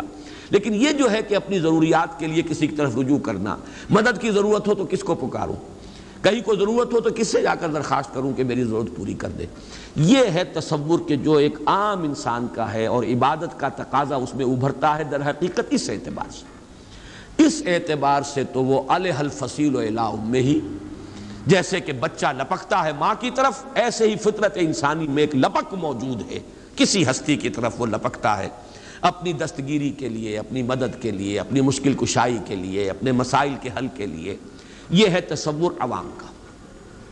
اس سے اوپر تصور فلاسفہ کا، اہل منطق کا، سوچتے چلے جائیں، غور و فکر کرتے چلے جائیں، ایک جگہ آ کر رکنا پڑتا ہے، اور سوائے اس کے کچھ نہیں کہہ سکتے کہ کچھ نہیں سمجھ سکتے۔ اس کی ذات ما ورا، وراء الورا، وراء الورا، وراء الورا، ہمارے وہم سے، خیال سے، تصور سے، تخیل سے سب سے بعید، کوئی اس کا تصور نہیں، کوئی اس کے بارے میں ہم کچھ نہیں کہہ سکتے۔ ہمارے ہاں بھی متکلمین نے درجے قائم کیے ہیں ذات بحت صفات کے معاملے میں بھی وہ کہتے ہیں وہ صفات کا تصور بھی جو ہے اللہ کی ذات جو ہے در حقیقت اس سے بھی بہت بلند ہے کہ اس کے ساتھ کسی صفت کا بھی تصور کیا جائے، اس لیے کہ صفات میں سلبی صفات بھی ہیں، صفات میں انفعالی صفات بھی ہیں۔ اللہ خوش ہوتا ہے، اللہ ناراض ہوتا ہے، یہ انفعالی کیفیت ہے۔ آپ کے کسی دوست نے آپ کے لیے کوئی اچھا کام کیا تو آپ خوش ہوئے نا، یہ خوشی پیدا ہوئی ہے رد عمل کے طور پر کسی کے طرز عمل سے یا کسی شے کو دیکھ کر، یہ ایک انفعالی صفت ہے۔ آپ کو غصہ آتا ہے، اللہ غضبناک ہوتا ہے، غضب اللہ تعالی واہتز لہ العرش، اللہ غضبناک ہوتا ہے یہاں تک کہ اس کا تخت کانپنے لگتا ہے، لیکن یہ انفعالی کیفیت ہے۔ کسی نے کچھ آپ کا بگاڑا ہے، کسی نے بغاوت کی ہے، کسی نے توہین کی ہے، کسی نے آپ کے ساتھ کوئی ناروا معاملہ کیا ہے تو اس کے رد عمل میں یہ غضب پیدا ہوا۔ تو اس اعتبار سے ہمارے متکلمین بھی پہنچتے ہیں ذات بحت وہ تو صفات سے بھی گویا کہ معرہ، بالکل وہ ہر کیفیت سے انفعالی اور ان تمام چیزوں سے ماورا، لیکن بہرحال وہ تو ایک دور کی بات ہے۔ البتہ جیسے کہ میں نے عرض کیا ذات کے بارے میں سوائے تحیر کے اور کچھ حاصل نہیں ہو سکتا، یہ فلاسفہ کا تصور ہے۔ وہ ذات جس کی کنہ سمجھ میں نہیں آ سکتی، جس کو کہ میں نے بارہا آپ کو سنایا ہے، حضرت ابوبکر صدیق رضی اللہ تعالی عنہ اور حضرت علی رضی اللہ تعالی عنہ دونوں کے مقولوں سے مل کر وہ ایک شعر بن جاتا ہے۔ حضرت علی کا ہے والبحث عن کنہ الذات اشراک، اور حضرت ابوبکر کی طرف منسوب ہے یہ قول کہ العجز عن درک الذات ادراک، اللہ تعالیٰ کی ذات کے ادراک سے عاجز ہو جانا ہی ادراک ہے، بس اس کے سوا ہم کچھ نہیں جان سکتے کہ اسے ہم نہیں جان سکتے۔ معلومم شد کہ ہیچ معلوم نہ شد، یہ بھی بہت بڑی معرفت ہوتی ہے کہ آدمی کو معلوم ہو جائے کہ میرے علم کی رسائی بس یہیں تک ہے، اس سے آگے نہیں ہے۔ یہ سب سے بڑی معرفت یہ ہے، انسان کو معلوم ہو کہ میں کہاں تک پہنچ سکتا ہوں، کہاں سے آگے میری رسائی نہیں ہے۔ اس اعتبار سے العجز عن درک الذات ادراک، اللہ کی ذات کے ادراک سے عاجز ہو جانا ہی ادراک ہے۔ والبحث عن کنہ الذات اشراک، اور اللہ کی ذات میں کوئی کنہ میں اس کی اگر آپ ماہیت کو سمجھنے کی کوشش کریں گے تو شرک میں مبتلا ہو جائیں گے، اس لیے کہ کوئی نہ کوئی نقشہ ذہن میں جمائیں گے اور وہ نقشہ اس ذات کا ہے ہی نہیں، وہ آپ کے ذہن میں آ ہی نہیں سکتا، تو یہ تو کوئی آپ کا اپنا ڈرا کیا ہوا نقشہ ہے، آپ کے اپنے ذہن کا تراشیدہ خدا ہے۔ می تراشد فکر ماں ہر دم خدا وندے دیگر، میرا فکر تو ہر وقت ایک نیا خدا بناتا رہتا ہے اپنے ذہنی سطح کے مطابق۔ ہر شخص کی ذہنی سطح علیحدہ ہے، پھر یہ کہ ہر شخص کی ذہنی سطح میں تبدیلی آ رہی ہے، ارتقاء ہو رہا ہے، تو اگر تو اپنے ذہن سے خدا کو بنانا ہے تو وہ تو ہر لحظہ ایک نیا خدا بنا لیں گے آپ، اس لیے کہ آج آپ کی ذہنی سطح کچھ اور تھی اور کل کچھ اور ہوگی۔ اس اعتبار سے والبحث عن کنہ الذات اشراک، یہ تحیر علیہ، تحیر ہو جائے۔ اور ایک ہے توحید صوفیہ کی، لا مقصود الا اللہ، لا محبوب الا اللہ، لا مطلوب الا اللہ، یہ ہے در حقیقت محبوب ہونے کا تصور، والہانہ محبت اللہ سے، جس کو قرآن کہتا ہے والذین آمنوا اشد حبا للہ۔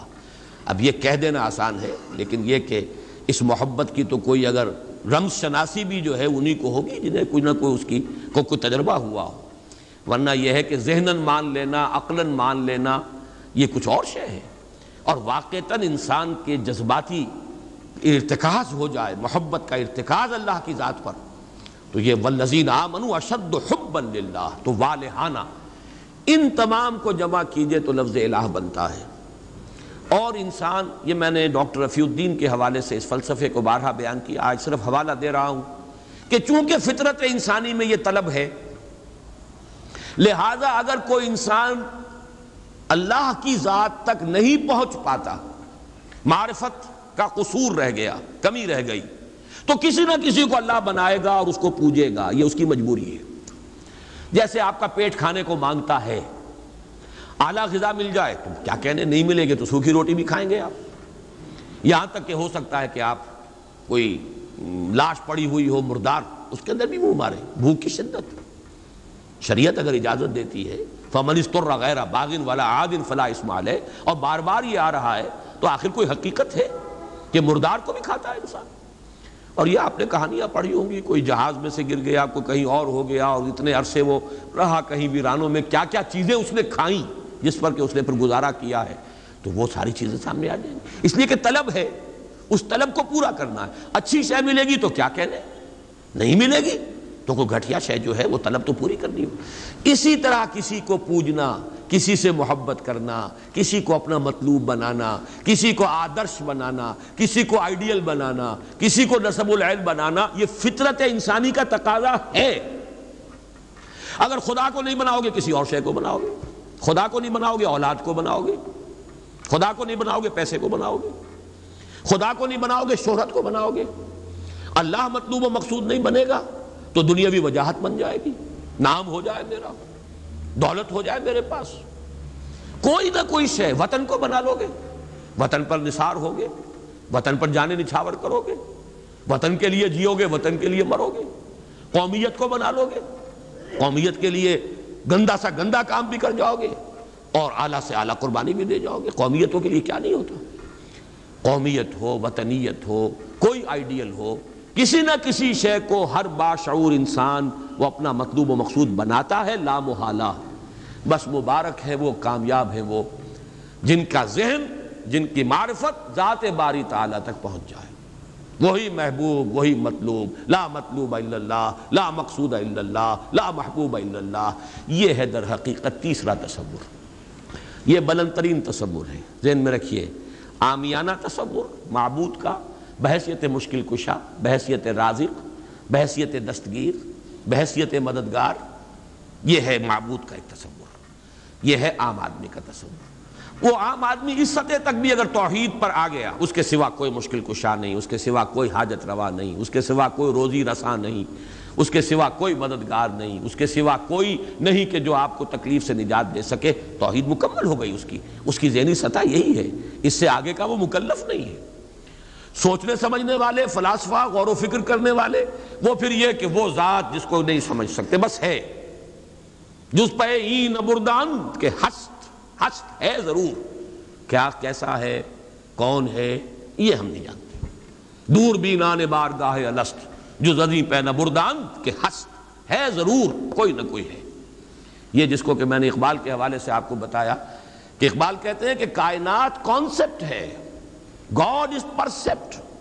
جیسے میں نے اس کو چھوا اور مجھے معلوم ہوا کہ ایک سخت سطح ہے یہاں پر ہے, یہ پرسیپشن ہے میری. کنسیپشن کچھ اور ہے, تصور ذہن کے اندر نقشہ بن گیا. خدا کا تصور ہم قائم نہیں کر سکتے, لیکن خدا کے ساتھ ہمارا جو باطنی رشتہ ہے کہ اندر محسوس ہوتا ہے کہ ہے. جس کی مثال بھی میں نے دی تھی, بعض حضرات کے شاید علم میں نہ ہو, کہ جیسے میں اس وقت اس دیوار کو دیکھ رہا ہوں تو ایک تصور میرے ذہن میں قائم ہوا, دیوار اتنی لمبی ہے, اتنی چوڑی ہے, اتنی اونچی ہے, یہ دیوار جو ہے سفید رنگ اس پر ہوا ہے. میں نے ایک تصور قائم کر لیا. فرض کیجئے کہ میں اندھا ہوں, میں نہیں دیکھ سکتا. میں جاتا ہوں اور ہاتھ لگا کر دیکھتا ہوں دیوار ہے, کتنی لمبی ہے مجھے نہیں پتا, اس لیے کہ وہ کانسیپٹ تو صرف میرے اس ٹچ سے نہیں ہو گیا, یہ تو ایک یک رخا, ایک ون سائیڈڈ میرا اس وقت ایک پرسیپشن ہے. لیکن ہے, یہ میں جس زور سے کہوں گا ہے, دیوار ہے. تو ذات باری تعالیٰ کے لیے بس انسان کے پاس یہ کہ ہے. دور بینان بارگاہ الست جس پہ این بردان کہ ہست, بس یہ ہست ہے. باقی کیا ہے, کیسا ہے, یہ ویسے تو ہم بہرحال مسلمان ہونے کے ناطے اللہ کو ہم مانتے ہیں اسماء و صفات کے ساتھ, تو ہم اس کی صفات کو مانتے ہیں. لیکن تجزیہ کیجئے تو صفات کے بارے میں بھی ہمیں کیا پتا ہے. اللہ دیکھتا ہے, کیسے دیکھتا ہے یہ تو نہیں پتا, کتنا دیکھتا ہے یہ بھی ہمیں نہیں پتا. یعنی اس کی بھی اصل حقیقت جو ہے دیکھنے کی وہ تو ہمیں نہیں معلوم. اللہ کی کوئی ایسی آنکھیں تو نہیں جس سے وہ دیکھتا ہو. ہمارا دیکھنا تو روشنی کا محتاج ہے, روشنی ہو تو ہم دیکھ سکیں گے. کیا اللہ کا دیکھنا بھی کسی شے کا محتاج ہے؟ قطعاً نہیں. تو ہم تصور کیجئے اللہ کا دیکھنا کیا ہے, کچھ نہیں معلوم. ہمیں یہ معلوم ہے وہ دیکھتا ہے, ہمیں یہ معلوم ہے علی کل شیء قدیر, قدرت کتنی ہے اس کی, قدرت کی شان کیا ہے, کیا معلوم ہے. تو معلوم یہ ہوا کہ صفات کے بارے میں بھی تجزیہ کریں تو ہمارے ہاتھ پلے ہے کیا. وہ سوائے اس کے کہ ہم ایک صفت, اس کی ایک مبہم کیفیت کو جانتے ہیں, وہ سمیع ہے, وہ بصیر ہے, وہ خبیر ہے, وہ قدیر ہے, وہ الحی ہے, وہ القیوم ہے. لیکن اس کی زندگی, ہمارا تو زندگی کا تصور اعلیٰ ترین زندگی تو ہمارے پاس ہے مخلوقات میں سے. اس زندگی کے ساتھ 100 طرح کی لیمیٹیشنز ہیں, 100 طرح کی مجبوریاں ہیں. لیکن یہ کہ کیا اللہ تعالیٰ کی زندگی بھی اس زندگی پر قیاس کی جا سکتی؟ معاذ اللہ. تو معلوم یہ ہوا کہ اللہ تعالیٰ کی ذات کے بارے میں تحیر کے سوا کچھ نہیں۔ تیسرا ہے تصور جو سب سے بلند ہے، وہ محبوب حقیقی، مطلوب اصلی، لا مطلوب الا اللہ، لا مقصود الا اللہ۔ ایک چوتھا تصور ہے، وہ میں بعد میں عرض کروں گا۔ بہرحال قل هو اللہ احد، اب یہاں لفظ احد پر آئیے، اس لفظ کو بھی نوٹ کیجئے۔ ویسے تو عام خیال یہ ہے کہ یہ وحد ان کی بدلی ہوئی شکل ہے، چنانچہ عام رائے یہ ہے کہ احد اور واحد ہم معنی ہیں۔ اکثر مفسرین نے اردو میں جو ترجمے کیے مترجمین نے، وہ کہو اللہ، وہ اللہ ایک ہے، اگرچہ اس پر خاصا اعتراض وارد ہوتا ہے۔ وہ بھی اللہ کو ایک مانتے تھے، صرف اس کے ساتھ کسی اور کو ایڈ کر لیا تھا، اس اللہ کو تو دو نہیں مانتے تھے۔ وہ جو بڑا اللہ تھا وہ تو ان کے نزدیک بھی ایک ہی تھا، اور ایک تو ہر شے ایک ہوتی ہے، جو معبود ہے 10 تو ان میں سے بھی ہر ایک اپنی جگہ پر تو ایک ہے، ایک کمپوزڈ ایک اس کا وجود ہے۔ لیکن بہرحال چونکہ اکثر و بیشتر رائے یہ ہے کہ احد اور واحد تقریباً ہم مانی ہے، ترجمہ کیا گیا کہہ دو وہ اللہ ایک ہے، اور یہ کہ وحد ہی کی بدلی ہوئی شکل احد ہے، یہ تو ہے تقریباً بالعموم جو رائے ہے۔ لیکن میرے علم میں آج ہی یہ بات آئی ہے، اور وہ میں آپ تک بھی منتقل کر رہا ہوں۔ امام راغب اصفہانی، ظاہر بات ہے لغت کے تو بہت بڑے امام ہیں، اور مفردات القرآن پر ان کی کتاب جو ہے معرکۃ الآراء ہے مشہور، انہوں نے اسے علیحدہ مادہ قرار دیا ہے۔ احد ان کو الف ہا دال علیحدہ لائے، شروع میں الف کی تختی میں لائے، وحد ان کے ساتھ شامل نہیں کیا۔ معلوم ہوا کہ یہ ایک اپنی جگہ پر ایک مستقل مادہ ہے ان کے نزدیک، یہ وحد سے اس کا تعلق نہیں، بلکہ احد اپنی جگہ پر ایک مستقل علیحدہ مادہ ہے، اور اسی اعتبار سے انہوں نے اسے وحد سے علیحدہ کر کے الف کی تختی کے اندر لیا ہے۔ اب اس کا جہاں تک استعمالات ہیں اس میں بھی اتفاق ہے، 3 اس کے استعمالات ہیں۔ سب سے زیادہ استعمال اس لفظ کا ہوتا ہے نفی مطلق کے لیے، کمرے میں کوئی نہیں ہے، ایک بھی نہیں ہے، جب یہ کہنا ہو تو احد کا لفظ آئے گا، ما فی احد، کوئی نہیں ہے، ایک بھی نہیں ہے، اکیلا۔ اسی معنی میں قرآن مجید میں یہ لفظ بہت مرتبہ آیا ہے، خاص طور پر آپ سورہ کہف کو اگر دیکھیں گے، لا یشرک فی حکمہ احدا، اللہ اپنے حکم اور اپنے اختیار میں کسی کو نہیں شریک کرتا، کسی ایک کو بھی نہیں کرتا، یعنی یہ نفی میں مبالغے کے لیے یہ لفظ استعمال ہوتا ہے۔ اور سورت ختم بھی ہوئی ہے، فمن کان یرجو لقاء ربہ فلیعمل عملا صالحا ولا یشرک بعبادۃ ربہ احدا۔ احد کا اکثر و بیشتر استعمال عربی زبان میں نفی مطلق، کوئی نہیں، کوئی بھی نہیں، ایک بھی نہیں، جب اس کو کہنا ہو تو لفظ احد کا سہارا لیا جاتا ہے۔ یا پھر یہ لفظ آتا ہے مضاف یا مضاف الیہ ہو کر، جیسے عشرات کے ساتھ آئے گا، احد عشر کوكبا، یا احد و عشرون جمع کر کے، یہ گنتی کے ساتھ یہ مضاف ہو رہا ہے۔ اور یا یہ کہ جیسے کہ مضاف الیہ ہوتا ہے، فاما احدکما فیسقی ربہ خمرا، حضرت یوسف علیہ السلام نے فرمایا تھا، ان 2 نوجوان جو داخل ہوئے تھے جیل میں ان کے ساتھ، انہوں نے اپنے اپنے خواب بیان کیے، تم 2 میں سے ایک، احدکم، جیسے کہ حدیث میں آتا ہے لا یؤمن احدکم حتی یحب لنفسہ حتی یحب لاخیہ ما یحب لنفسہ، یا لا یؤمن احدکم حتی یکون ہواہ طبعا لما جئت بہ، یا یہ کہ لا یؤمن احدکم حتی اکون احب الیہ من والدہ وولدہ والناس اجمعین۔ اب یہ 3 احادیث آ گئی زبان پر، تو احدکم یہ گویا کہ مضاف ہو کر آ رہا ہے، اس طریقے سے یہ لفظ مضاف ہو کر یا مضاف الیہ ہو کر استعمال ہوتا ہے۔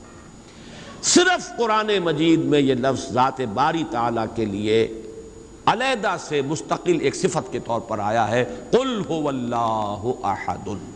یہ ایک خاص بات ہے، اس کو نوٹ کر لیجئے کہ یہ لفظ کا یہ استعمال اس اعتبار سے، صفت کے اعتبار سے کسی اور کے لیے غیر اللہ کے لیے ہے ہی نہیں۔ قل هو اللہ احد، یہ یہاں پر آ رہا ہے ایک مستقل صفت علیحدہ، لیکن یہ صرف اللہ کے ساتھ۔ اب یہاں میں عرض کروں گا کہ میں اس کا ترجمہ جو میں نے آپ کو گنوائے ہیں، مولانا فراہی نے کیا ہے بے ہما، قل هو اللہ احد اللہ الصمد، کہہ دو اللہ بے ہما ہے، اللہ باہما ہے۔ اصلاحی صاحب ان کے شاگرد ہیں، انہوں نے ترجمہ کر دیا ہے، بے ہما کا ترجمہ کہہ دو اللہ سب سے الگ ہے اور اللہ سب کے ساتھ ہے۔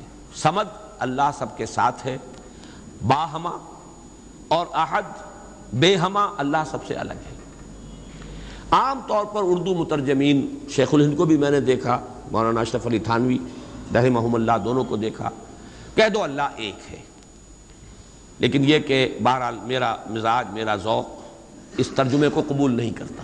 واحد اور ہے، احد اور ہے، یہ شان ہی علیحدہ ہے۔ اس لفظ کو واحد کے بالکل برابر کر دینا کم سے کم میرا ذوق اسے قبول نہیں کرتا۔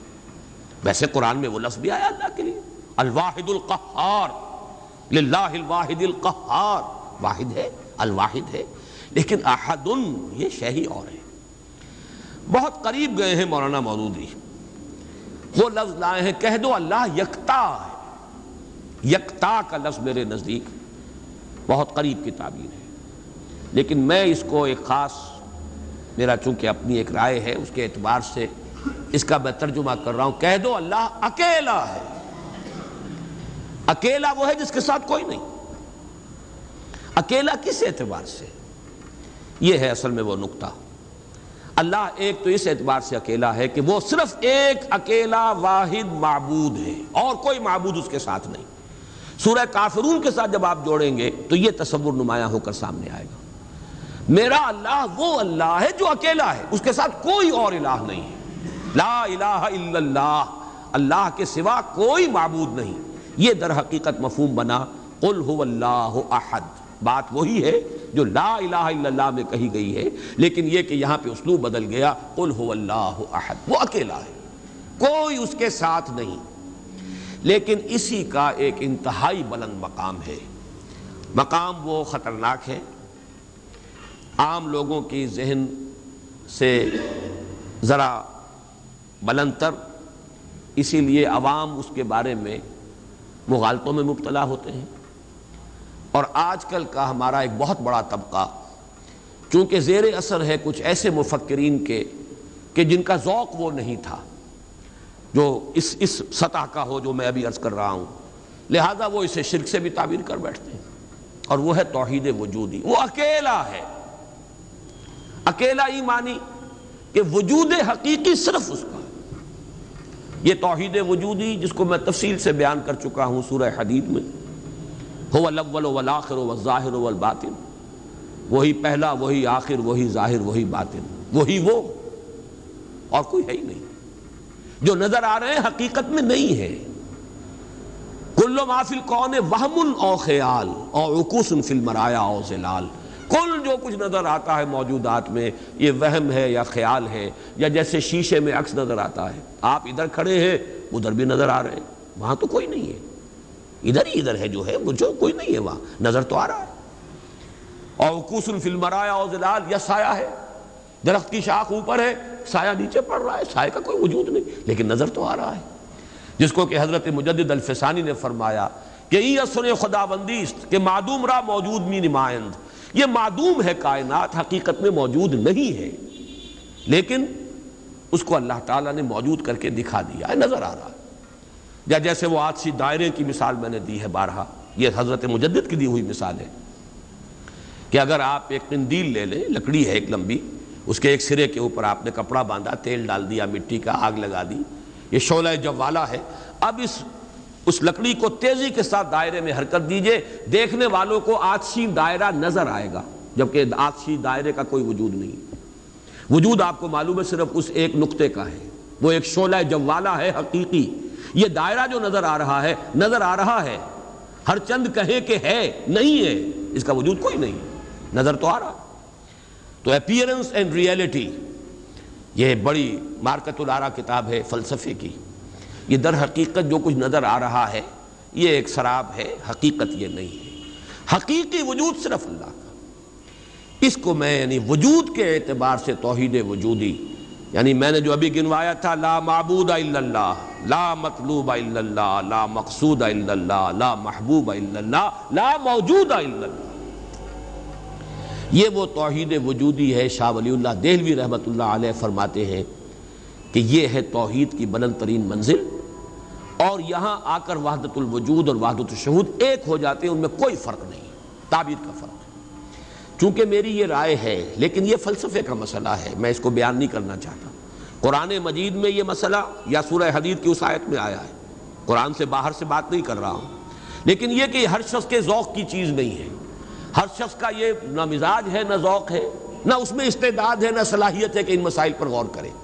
تو میں یہ نہیں چاہتا کہ لازماً آپ میری اس رائے سے اتفاق کریں، لیکن یہ میں ضرور چاہتا ہوں کہ اگر سوء ظن ہے آپ کے دل میں کہ جو لوگ اس بات کو مانتے ہیں وہ مشرک ہو گئے، اس کو ذہن سے نکال دیجئے، اس لیے کہ پھر ناوک نے تیرے سید نہ چھوڑا زمانے میں، شاہ ولی اللہ بھی مشرک ہوں گے، حضرت مجدد بھی مشرک ہوں گے، باقی یہ رومی یہ جو ہے ان کی تو خیر حیثیت ہی کیا ہے بیچاروں کی، وہ تو سب کے سب مہا مشرک شمار ہو جائیں گے، کوئی نہیں بچے گا پھر جو بھی ہمارے اکابر ہیں۔ ہاں محمد ابن عبد الوہاب بچ جائیں گے، ابن تیمیہ بچ جائیں گے رحمہم اللہ، باقی یہ کہ ان کے سوا بچنے والا اور کوئی نہیں ہے۔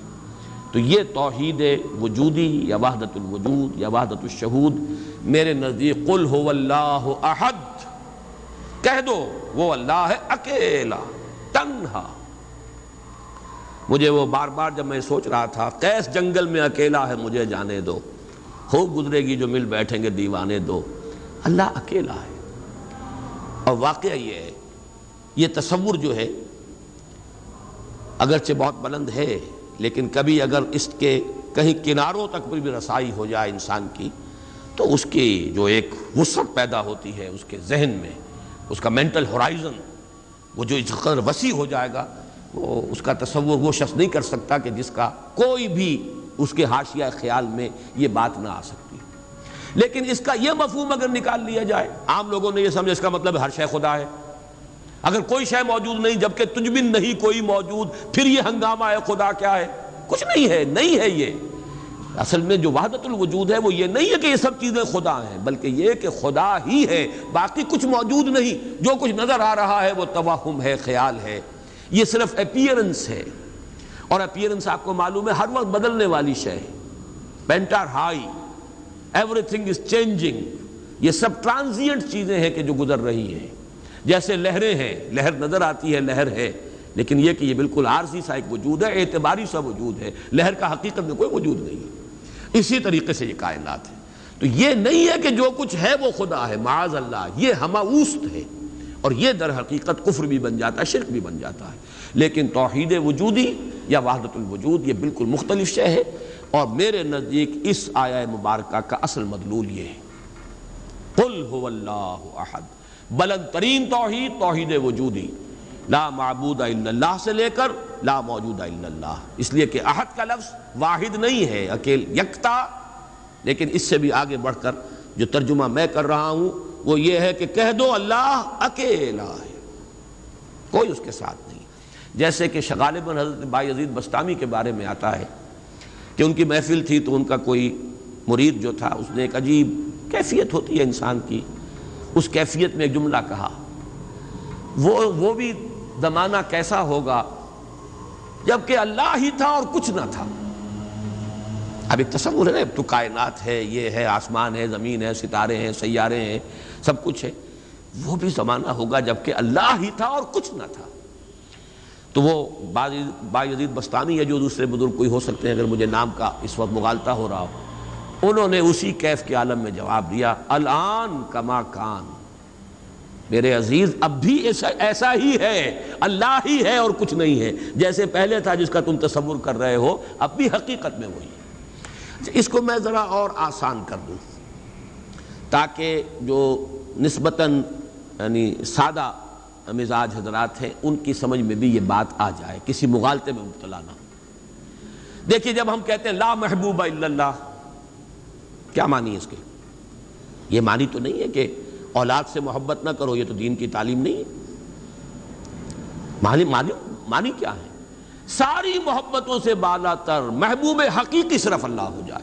لا محبوب الا اللہ کا مطلب یہ ہے، یہ نہیں کہ آپ کاٹ دیجئے محبت ہر ایک کی، اولاد سے محبت کرو، شوہر بیوی سے محبت کرے، بیوی شوہر سے محبت کرے، وطن سے محبت کرو، بلکہ اتنی خوشخبریاں ہیں، وجبت محبتی للمتحابین فیہ، میری محبت واجب ہو گئی ان کے لیے جو میرے لیے ایک دوسرے سے محبت کرے۔ تو ایک مسلمان مسلمان سے محبت کرتا ہے، ایک مومن مومن سے محبت کرتا ہے، ایک مجاہد دوسرے مجاہد سے محبت کرتا ہے، یہ محبت تو مطلوب ہے۔ لا محبوب الا اللہ کا مطلب یہ نہیں ہے کہ ساری محبتوں کی نفی ہو گئی۔ اسی طرح جب ہم کہتے ہیں لا موجود الا اللہ، اس کا مطلب یہ نہیں کہ تمام موجودات کی نفی ہو گئی، بلکہ یہ کہ وجود حقیقی صرف اللہ کا ہے۔ یہ اعتباری وجود ہے جن کی کوئی حقیقت نہیں ہے، یہ دائمی وجود، مستقل وجود، وہ وجود جو از خود ہے، با خود ہے، خود بخود ہے، جسے کسی نے وجود نہیں عطا کیا، جس کا وجود ایسا نہیں ہے کہ کبھی شروع ہوا اور کبھی ختم ہو جائے، وہ وجود حقیقی صرف اللہ کا۔ اب اس میں تو کوئی اشکال نہیں رہے گا۔ اس معنی میں اگر کہا جائے لا موجود الا اللہ تو ہر شخص کہے گا۔ اس کی ایک اور مثال میں آپ کو دے دوں، دعا استخارہ میں حضور فرماتے ہیں فَإِنَّكَ تَعْلَمُ وَلَا أَعْلَمُ وَتَقْدِرُ وَلَا أَقْدِرُ، اے اللہ میں تجھی سے استخارہ کر رہا ہوں، انی استخیرک بعلمک واستقدرک بقدرتک واسألک من فضلک العظیم فإنک تقدر ولا اقدر وتعلم ولا اعلم، تو جانتا ہے میں نہیں جانتا، تو قدرت رکھتا ہے مجھے کوئی قدرت حاصل نہیں۔ تو کیا کوئی قدرت حاصل نہیں تھی حضور کو؟ کیا کچھ علم حاصل نہیں تھا حضور کو؟ یہ بمقابلہ علم خداوندی، بمقابلہ قدرت خداوندی کل موجودات کی قدرت اور علم کی نفی مطلق ہو جائے گی، کوئی علم نہیں۔ یہی بات یہاں کہہ دیجیے، کوئی وجود نہیں ہے، وجود حقیقی صرف اللہ۔ بہرحال یہ تمام تصورات ان کی تعبیرات ہیں۔ تعبیرات میں ذرا سخت سے سخت تر مقامات بھی آ جاتے ہیں، مشکل سے مشکل تر مقامات بھی آ جاتے ہیں۔ میں اس کی تفصیل میں اس وقت نہیں جا رہا، لیکن میرے نزدیک اس سورہ مبارکہ کی پہلی آیت اس عظیم ترین سطح پر توحید کو بیان کر رہی ہے، اور یہ جیسا کہ میں نے عرض کیا تھا جب تک یہ بات سامنے نہ آئے، چار اعتبارات سے کس طریقے سے توحید کے بیان کو اس صورت نے سمو لیا اپنے اندر اور جمع کر لیا ہے، تبھی اس کی وہ عظمت ہے کہ ثلث قرآن کے مساوی یہ صورت ہے، تبھی اس سے صحابہ کی وہ محبت کا راز جو ہے وہ کھلتا ہے کہ کیوں ہے، ایسے ہی نہیں ہے۔ قل هو اللہ احد، کہہ دو وہ اللہ ہے، میرا معبود جسے میں پوچھتا ہوں وہ اللہ ہے، لیکن وہ اللہ نہیں جسے تم پکار رہے ہو، وہ اللہ جو اکیلا ہے، تنہا ہے۔ اللہ الصمد، جیسا کہ میں عرض کر چکا ہوں صمد کا لفظ قرآن مجید میں ایک ہی مرتبہ آیا، اور اس کے مفہوم کو بھی دو معنی سے بیان کیا گیا ہے۔ ایک تو چونکہ ایک مرفوع روایت بھی امام رازی لے کر آئے ہیں، روی عن ابن عباس رضی اللہ تعالی عنہما، کہ حضور سے پوچھا گیا اللہ کا صمد ہونا کیا معنی ہے اس کے، تو آپ نے فرمایا هو السید الذی یصمد الیہ فی الحوائج۔ اصل میں یہ صمد جو ہے عربی زبان میں یہ ہوتا تھا کسی چٹان، مضبوط چٹان کی طرف جس کو پشت پر رکھ لیا جائے تو دشمن سے مقابلے میں انسان کو سہولت ہوتی ہے۔ اگر آپ جیسے کہ وہ حضرت عمر کا بھی واقعہ بیان ہوتا ہے، بعض حضرات تو اس کو نہیں مانتے لیکن اکثر لوگ مانتے ہیں کہ مسجد نبوی میں خطبہ دے رہے تھے حضرت عمر، اور اس وقت شام کے ایک محاذ پر جنگ بھی ہو رہی تھی۔ اس وقت حضرت ساریہ جو امیر الجیش تھے وہ کوئی غلطی کر رہے تھے، اسٹریٹجک مسٹیک ہو رہی تھی کہ انہوں نے پوزیشن ایسی لے لی تھی کہ جو غلط تھی جنگی تدبیر کے اعتبار سے۔ تو حضرت عمر نے وہیں اللہ نے کہیں دکھا دیا، اللہ کو قدرت حاصل ہے وہ دکھا دے۔ آج ٹیلی ویژن سے آپ دیکھ سکتے ہیں، تو اللہ تعالیٰ بغیر ٹیلی ویژن کے آج سے 1400 برس قبل دکھا سکتا تھا۔ انہونی بات نہیں ہے کہ وہ نقشہ سامنے آ گیا، جیسے حضور فرماتے ہیں جب آپ شب معراج سفر معراج سے واپس آئے، جب سوال کیے لوگوں نے اچھا آپ مسجد اقصیٰ میں گئے تھے، وہاں کتنی کھڑکیاں ہیں، کتنی کڑیاں ہیں، کیا ہے؟ تو اب حضور ایک دفعہ چونکے کہ اب یہ میں نے کوئی کھڑکیاں تو نہیں گنی وہاں پر، لیکن یہ کہ اگر مجمع میں آپ نہ بتا سکتے تو تالیاں پڑ جاتی۔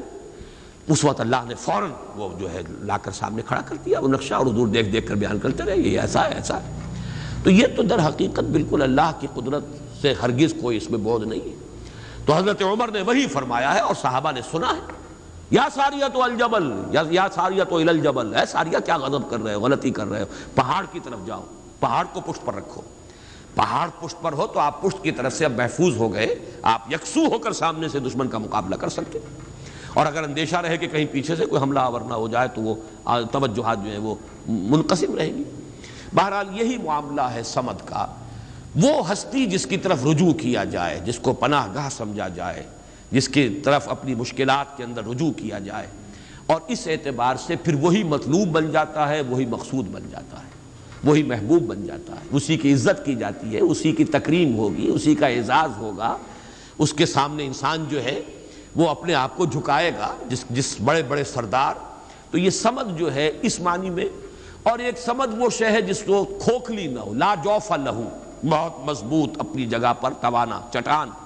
ایک تو وہ چٹان ہے جو کھوکھلی ہے، لیکن یہ کہ ایک چٹان وہ ہے جو مضبوط اور بالکل سالڈ چٹان ہے. ان دونوں اعتبارات سے اللہ الصمد کا ترجمہ اب مولانا فراہی، مولانا اصلاحی صاحب کا تو یہ ہوا کہ اللہ تعالی با ہما ہے، ذات میں بے ہما، کسی سے اس کا کوئی تعلق نہیں، یکتا بلکہ اکیلا. لیکن یہ نہیں ہے کہ مخلوق سے منقطع ہے، مر گئے ہم انہیں خبر نہ ہوئی، یا یہ ہے کہ مخلوق کی دعائیں نہ سنتا ہو، مخلوق کی حاجت روائی نہ کرتا ہو. نہیں، سب کا ملجا وہی ہے، سب کا ماوا وہی ہے، سب کے لیے پناہ گاہ وہی ہے، سب کی حاجت روائی کرنے والا وہی ہے. تو وہ اللہ صمد ہے. یہ دو احد اور صمد جو ہے اس نے جڑ کر اصل میں اسی طریقے سے ایک تصور کو مکمل کیا ہے، جیسا کہ آیت الکرسی میں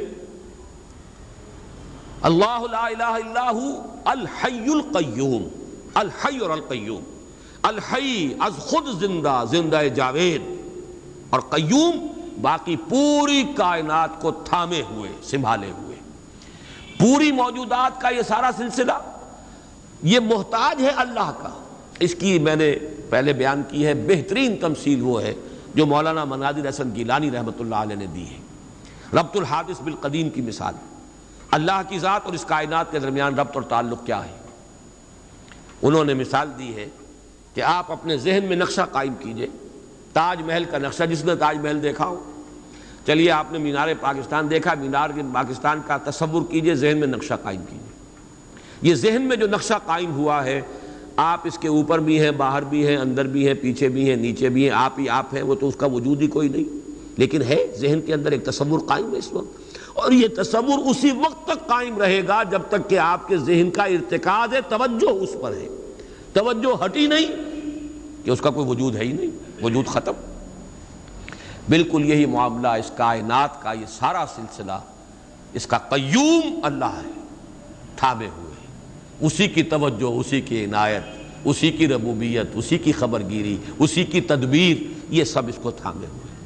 تو اپنی ذات میں الحی، کائنات کے لیے القیوم، اسی طرح اپنی ذات میں الاحد، اکیلا، تنہا، بے ہما، اور پوری کائنات اور جملہ موجودات کے لیے الصمد، اسی کی طرف رجوع، اسی کی طرف توجہ، وہی مطلوب، وہی مقصود، وہی محبوب، وہی حاجت روا، وہی مشکل کشا. اس اعتبار سے اس میں توحید عملی آ گئی.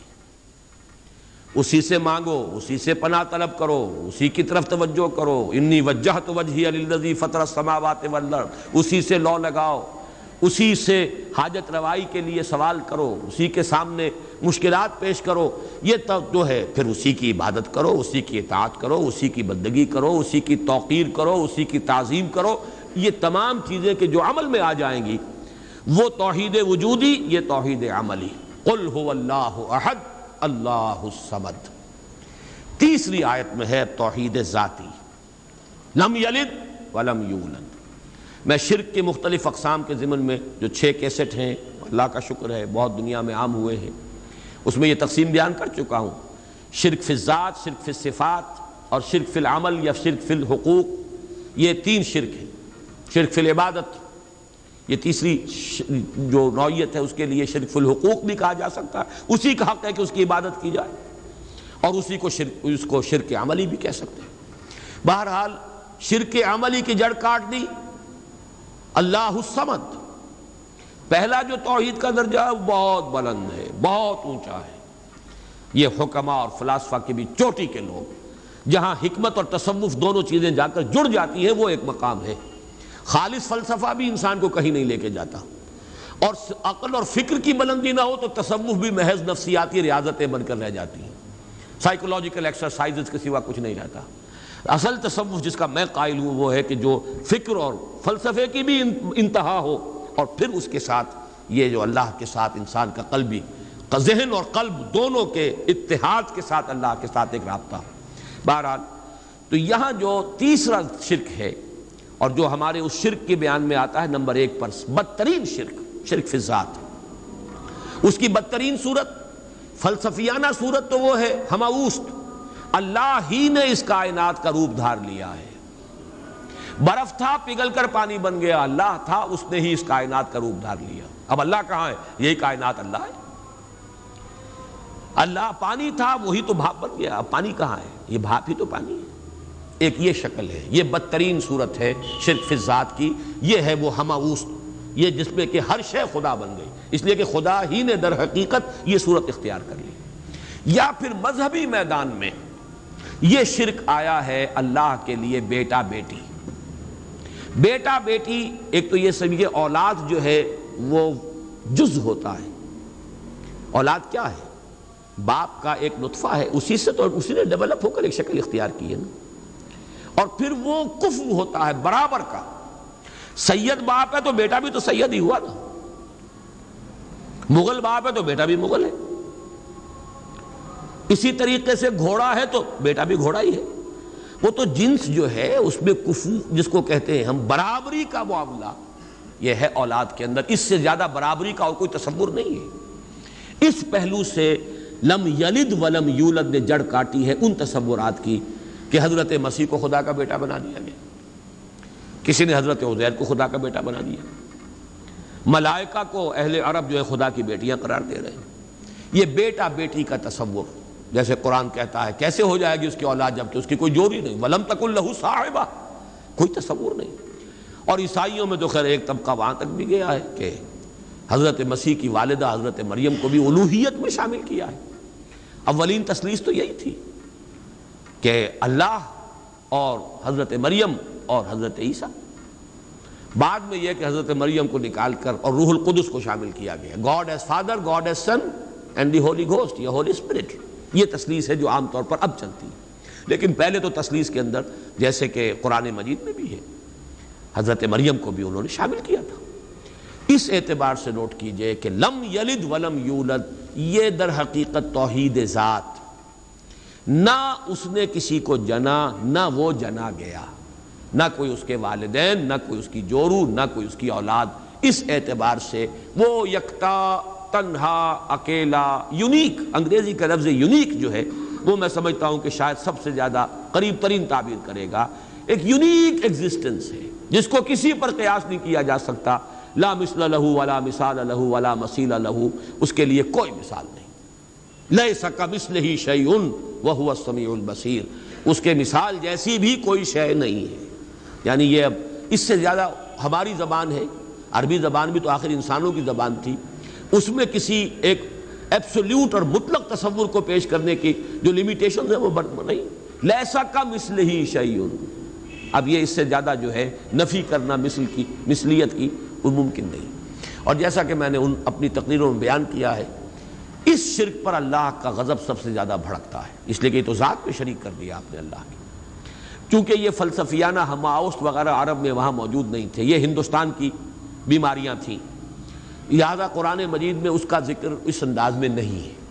البتہ شرک فی الذات کی ایک شکل کے جو وہاں موجود تھی وہ بیٹا بیٹی کا تصور، اور شرک فی الذات ہی کی دوسری شکل جو ہندوستان میں یا اور دوسری جگہوں کے فلسفیانہ مذاہب میں ہے وہ ہماوست، کہ خدا ہی نے در حقیقت یہ روپ، وہ انکارنیشن کہیں یا یہ کہ یہ حلول و اتحاد ایجا محالست، یہ سارے تصورات جو ہیں یہ فلسفیانہ ہیں۔ لم یلد ولم یولد ولم یکن لہ کفوا احد، اور نہیں ہے کوئی بھی اس کا کفو۔ کفو کاف فے اور واو، اور کاف فے اور حمزہ، پھر یہ وہ ہے جو الف واو اور یہ جو ہے بدل جاتے ہیں، یہ ایک ہی مادہ ہے، اسی سے مکافات ہے، بدلہ، جیسا دناہم کما دانو مکافات۔ کف جو ہے کہتے ہیں ہمسر، جس کے لیے ہمارے ہاں جب علماء تقریریں کرتے ہیں تو جو ان کے خطبات ہوتے ہیں، لا ضد لہ ولا ند لہ، ضد اور ند، یہ در حقیقت جو بھی ہمسر ہوگا وہ تو مقابلے میں آئے گا، وہ تو چیلنج کرے گا کہیں نہ کہیں۔ تو ضد بھی کہتے ہیں کسی کا حریف، ند مخالف۔ اور یہ لفظ حضور صلی اللہ علیہ وسلم نے استعمال فرمایا تھا جبکہ کسی صحابی کی زبان سے الفاظ نکل گئے، ما شاء اللہ و ما شئت، جو اللہ چاہے اور جو آپ چاہیں۔ حالانکہ اس میں ظاہر بات ہے کہ ان کی نیت میں کہیں بھی وہ بات نہیں ہو سکتی تھی کہ برابر کر رہے ہوں حضور کی مشیت کو اللہ کی مشیت کے ساتھ، لیکن یہ کہ چونکہ لفظ میں اشتباہ تھا، لفظ میں برابری سی ہو گئی ہے، ما شاء اللہ و ما شئتا، تو آپ نے فرمایا، فوراً ٹوک دیا، اجعلتنی للہ ندا، کیا تم نے مجھے اللہ کا مد مقابل بنا دیا؟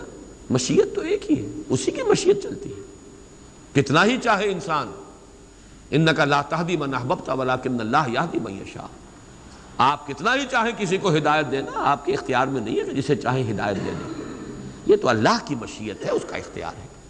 تو کفر جو ہے، اب یہ کفر جو ہے یہ توحید صفات ہے، برابر ہوتا ہے انسان صفت میں۔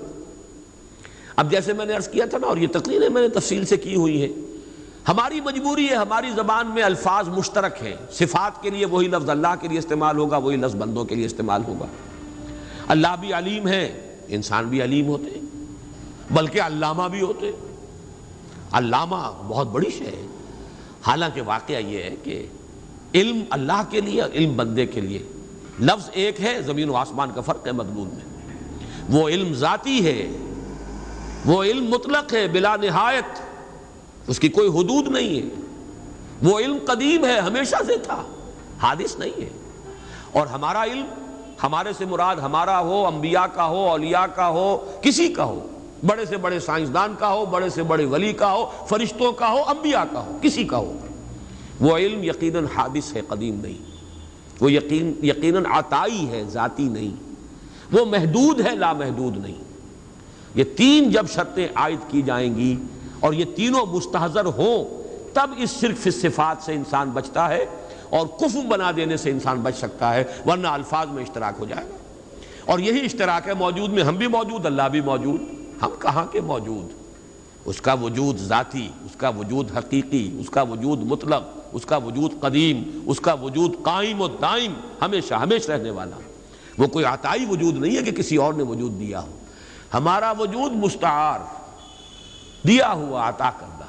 لائی حیات آئے، قضا لے چلی چلے، اپنی خوشی سے آئے نہ اپنی خوشی چلے۔ ہمارا وجود محدود، ہمارا وجود عطائی، ہمارا وجود حادث، نہیں تھے ہو گئے ہیں، پھر وقت آئے گا نہیں رہیں گے۔ تو وجود کا لفظ مشترک ہے، اللہ بھی موجود اور ہم بھی موجود۔ وہ وجود مطلق، اور یہ جو ہے ممکن الوجود، یہ ممکنات ہے، یہ اعتباری وجود ہے، اس کے سوا کچھ نہیں۔ تو کسی بھی اعتبار سے اللہ کے ہم سر، ہم پلہ، ضد اور ند کسی کو بنا دینا، اس کی نفی ہے۔ وَلَمْ يَكُنْ لَهُ كُفُوًا أَحَدٌ۔ اب یہاں احد دیکھیے اس معنی میں آیا ہے، نفی مطلق۔ یہ بھی ادھر پہلا ذہن میرا نہیں گیا تھا، یہ احد کا لفظ جو ہے، جو میں نے استعمالات بتائے تھے، دو استعمالات تو اسی صورت میں ہیں۔ قُلْ هُوَ اللَّهُ أَحَدٌ، وہاں وہ صفت کے طور پر آیا ہے اللہ کے لیے، اور اللہ کے سوا کسی اور کے لیے یہ صفت کے لیے لفظ استعمال نہیں ہو سکتا۔ اصل اس کا استعمال نفی کے لیے آتا ہے، نفی مطلق۔ لا یشرک فی حکمہ احدا فلا یشرک بعبادۃ ربہ احدا۔ یہاں پر بھی فرمایا وَلَمْ يَكُنْ لَهُ كُفُوًا أَحَدٌ، کوئی ایک بھی، کوئی بھی نہیں، سرے سے نفی مطلق ہے، اس جیسا کوئی نہیں۔ یہ ہے در حقیقت اس سورہ مبارکہ کی وہ جامعیت کہ توحید وجودی، لا موجود الا اللہ، قل هو اللہ احد، اکیلا ہے، تنہا ہے، وہ ہے اور کوئی نہیں ہے، کچھ نہیں، جو ہے وہ اعتباری ہے۔ کل ما فی الکون وہم او خیال او عکوس فی المرایا او ظلال، سب کا ملجا وہی، ماوا وہی۔ بڑی پیاری ہے یہ الفاظ، ایک حدیث میں دعا میں ہے یہ، لا ملجا منک ولا ماوا الا الیک، پروردگار تیرے سوا کوئی ٹھکانہ دینے والا نہیں، پناہ دینے والا نہیں، اور تجھ سے بچ کر بھاگ کر جانے کی کوئی جگہ نہیں سوائے اس کے کہ تیرے ہی دامن میں آ کر پناہ لے لی جائے۔ لا ملجا منک ولا ماوا الا الیک، یہ ہے لا ملجا منک ولا ماوا الیک، یہ ہے اللہ الصمد، توحید عملی۔ نمبر 3 توحید ذات، لم یلد ولم یولد۔ نمبر 4 توحید صفات، لم یکن لہ کفوا احد، کوئی بھی کسی بھی اعتبار سے اس کا ہمسر، ہم پلہ، ضد یا ند نہیں، اس کا مشابہ نہیں۔ اس اعتبار سے آج میں نوٹ کر رہا تھا، اس جامعیت کے اعتبار سے سورہ اخلاص کے اگر کسی درجے میں مقابل آتے ہیں تو 2 آیتیں آتی ہیں، اور عجیب بات ہے یہ صورت ہے 4 آیتوں پر مشتمل، وہ 2 آیتیں ہیں۔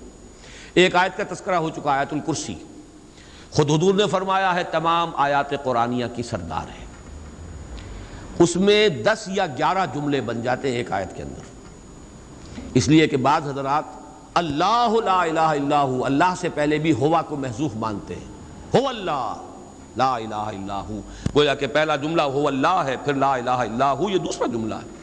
اس طرح اگر شمار کریں گے تو 11 جملے بن جائیں گے اس ایک آیت کے اندر، ورنہ 10 تو ہے ہی، وہ بھی نہایت جامع ہے توحید کے بیان میں۔